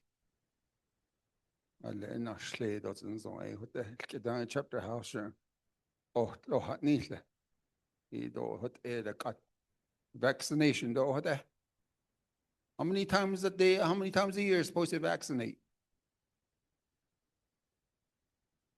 Every quarter, 4 times a year.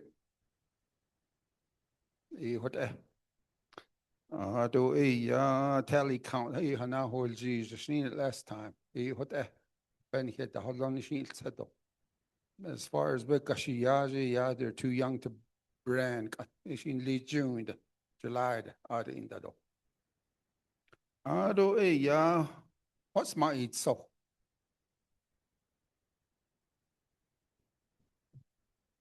I said, my eat so.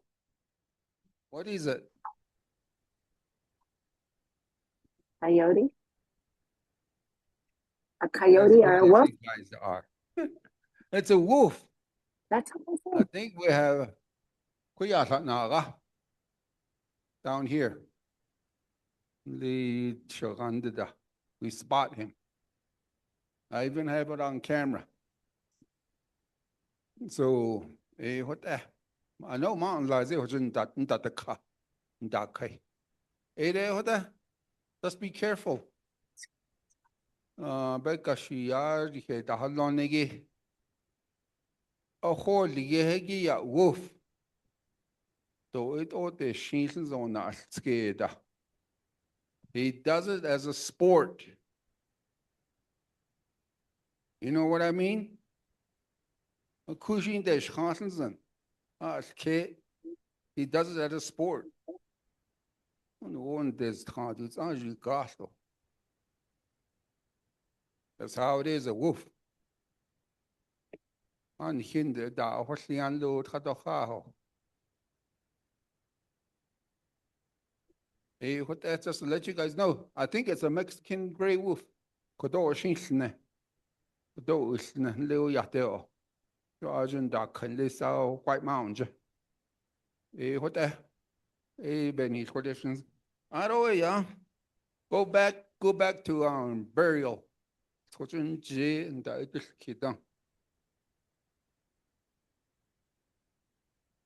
cremation or yeah.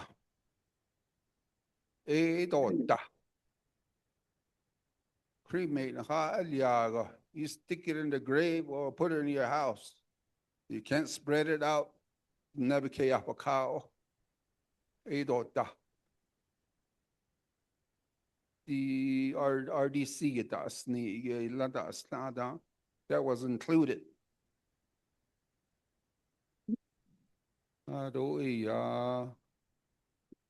Secretary Edward Clupsy. Consent form.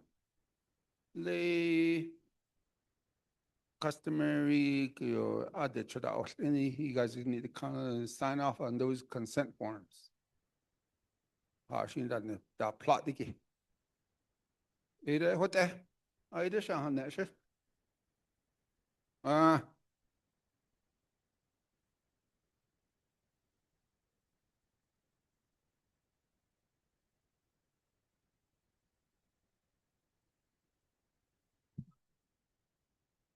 Hey. Yeah, I do. Permit, yeah, permit. Hey,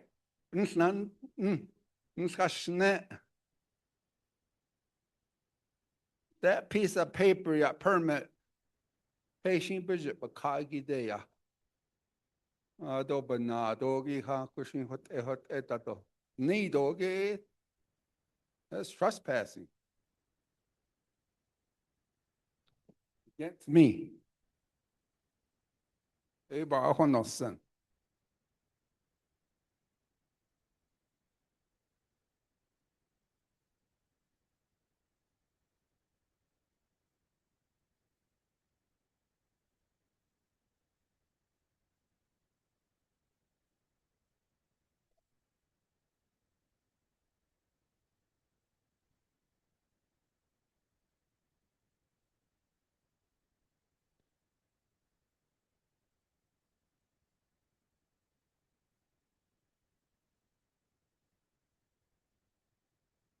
Okay.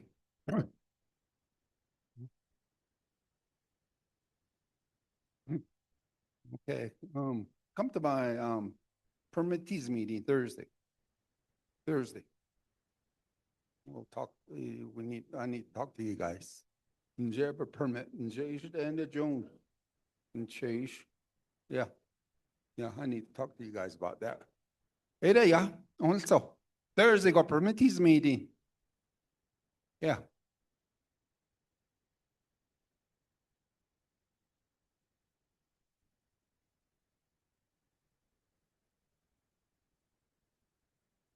Last summer.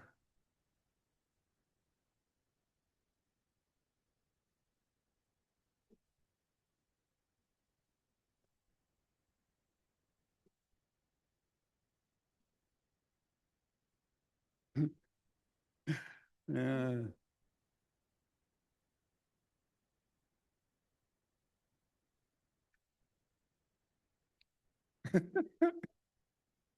That's not my, that's not my call. Yeah. In Legibility, Navu Department of Agriculture. Aja. Yeah. Yeah.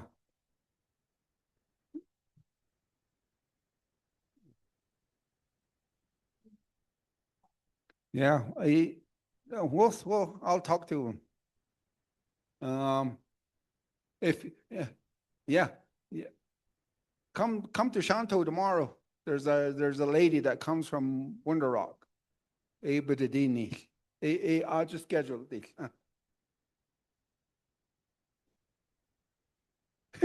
Oh. Yeah.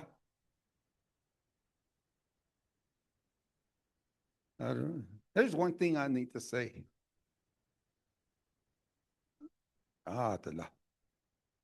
Hey.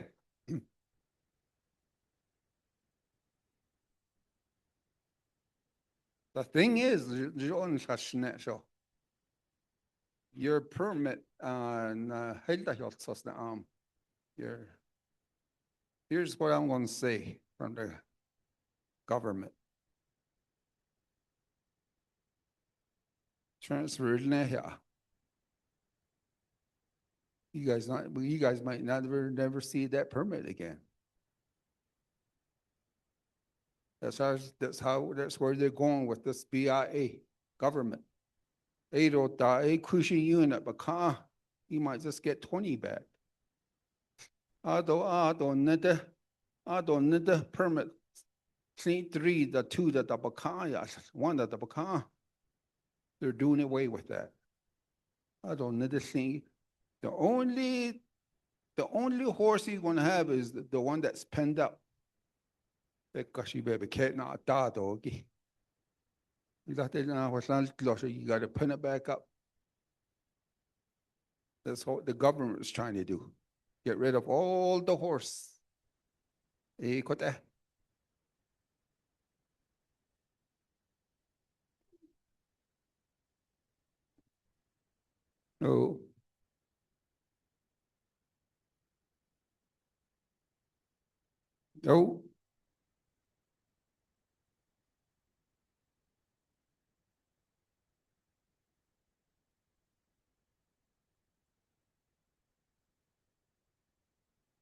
No. No. No.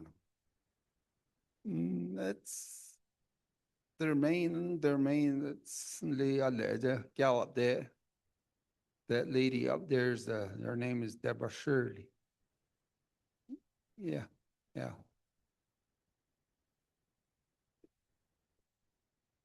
The only thing I'm responsible for tally counts. And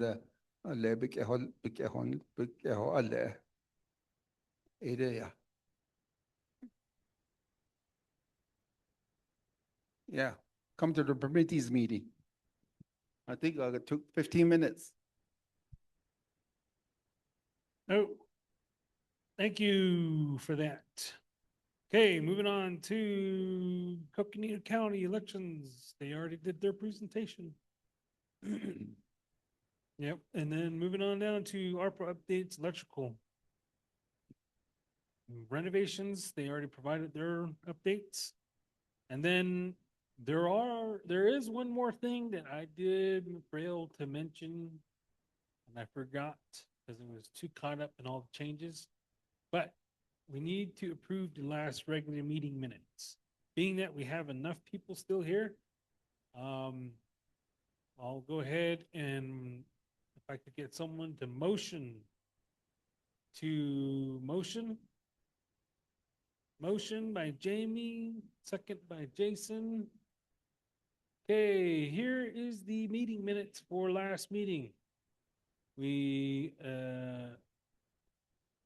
call to order at 11:36, went through the process. We had approved, everybody provided the report, the schools were providing the report. That was a long meeting. We had approved a total of 7 resolutions, and then we adjourned at 11:53. Being that we have a motion, we have a second. All those in favor, please raise your hand up high.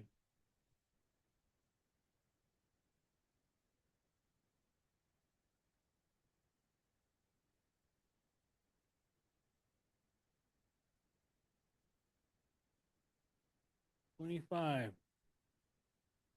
And then 20, 26, 27, 28. 28. Oppose?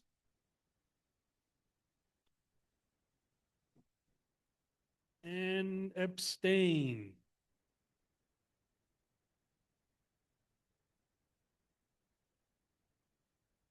One.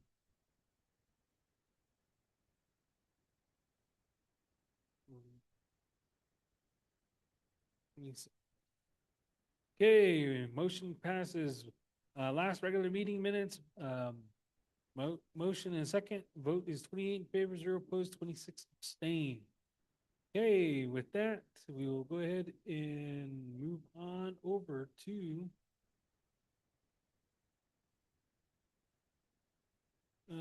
let's see, we already have the Rose updates. Again, we have the announcements here. We got St. Mary's on March 23rd. Again, that's 4th Monday. Last day was today. And then we will move on over to the next regular meeting, which is April 6th. Then we have the regular meeting on April 13th, 10 p.m. a.m. Raising meetings, the March 10th. Committees meetings, the 12th. Agencies, the 19th. CLUPCs, the 26th. TBK Veterans is on April 6th. We have the Western Agency Council meeting. I again also want to let you guys know I am the Western Agency Council president, so we will be in Navajo Mountain on the 14th this weekend at 9 a.m. So please, if you guys want to come on by and say hi to all 18 chapters, please do so. Then we have NOS Regional Council meeting on the 4th of July, or correction, 4th of April at 9 a.m. in Shanto. This again is the NOS Regional Council, which consists of Navajo Mountain, Oljeto, Shanto, and Ts'ah Bii. And then I also serve as the president on that council as well. So other than that, we have an adjournment. Do I have a motion to adjourn? Jamie, second by Thomas. Comments, questions? We don't have that, so we'll go ahead and adjourn at 2:20 p.m. All those in favor, raise your hand up high.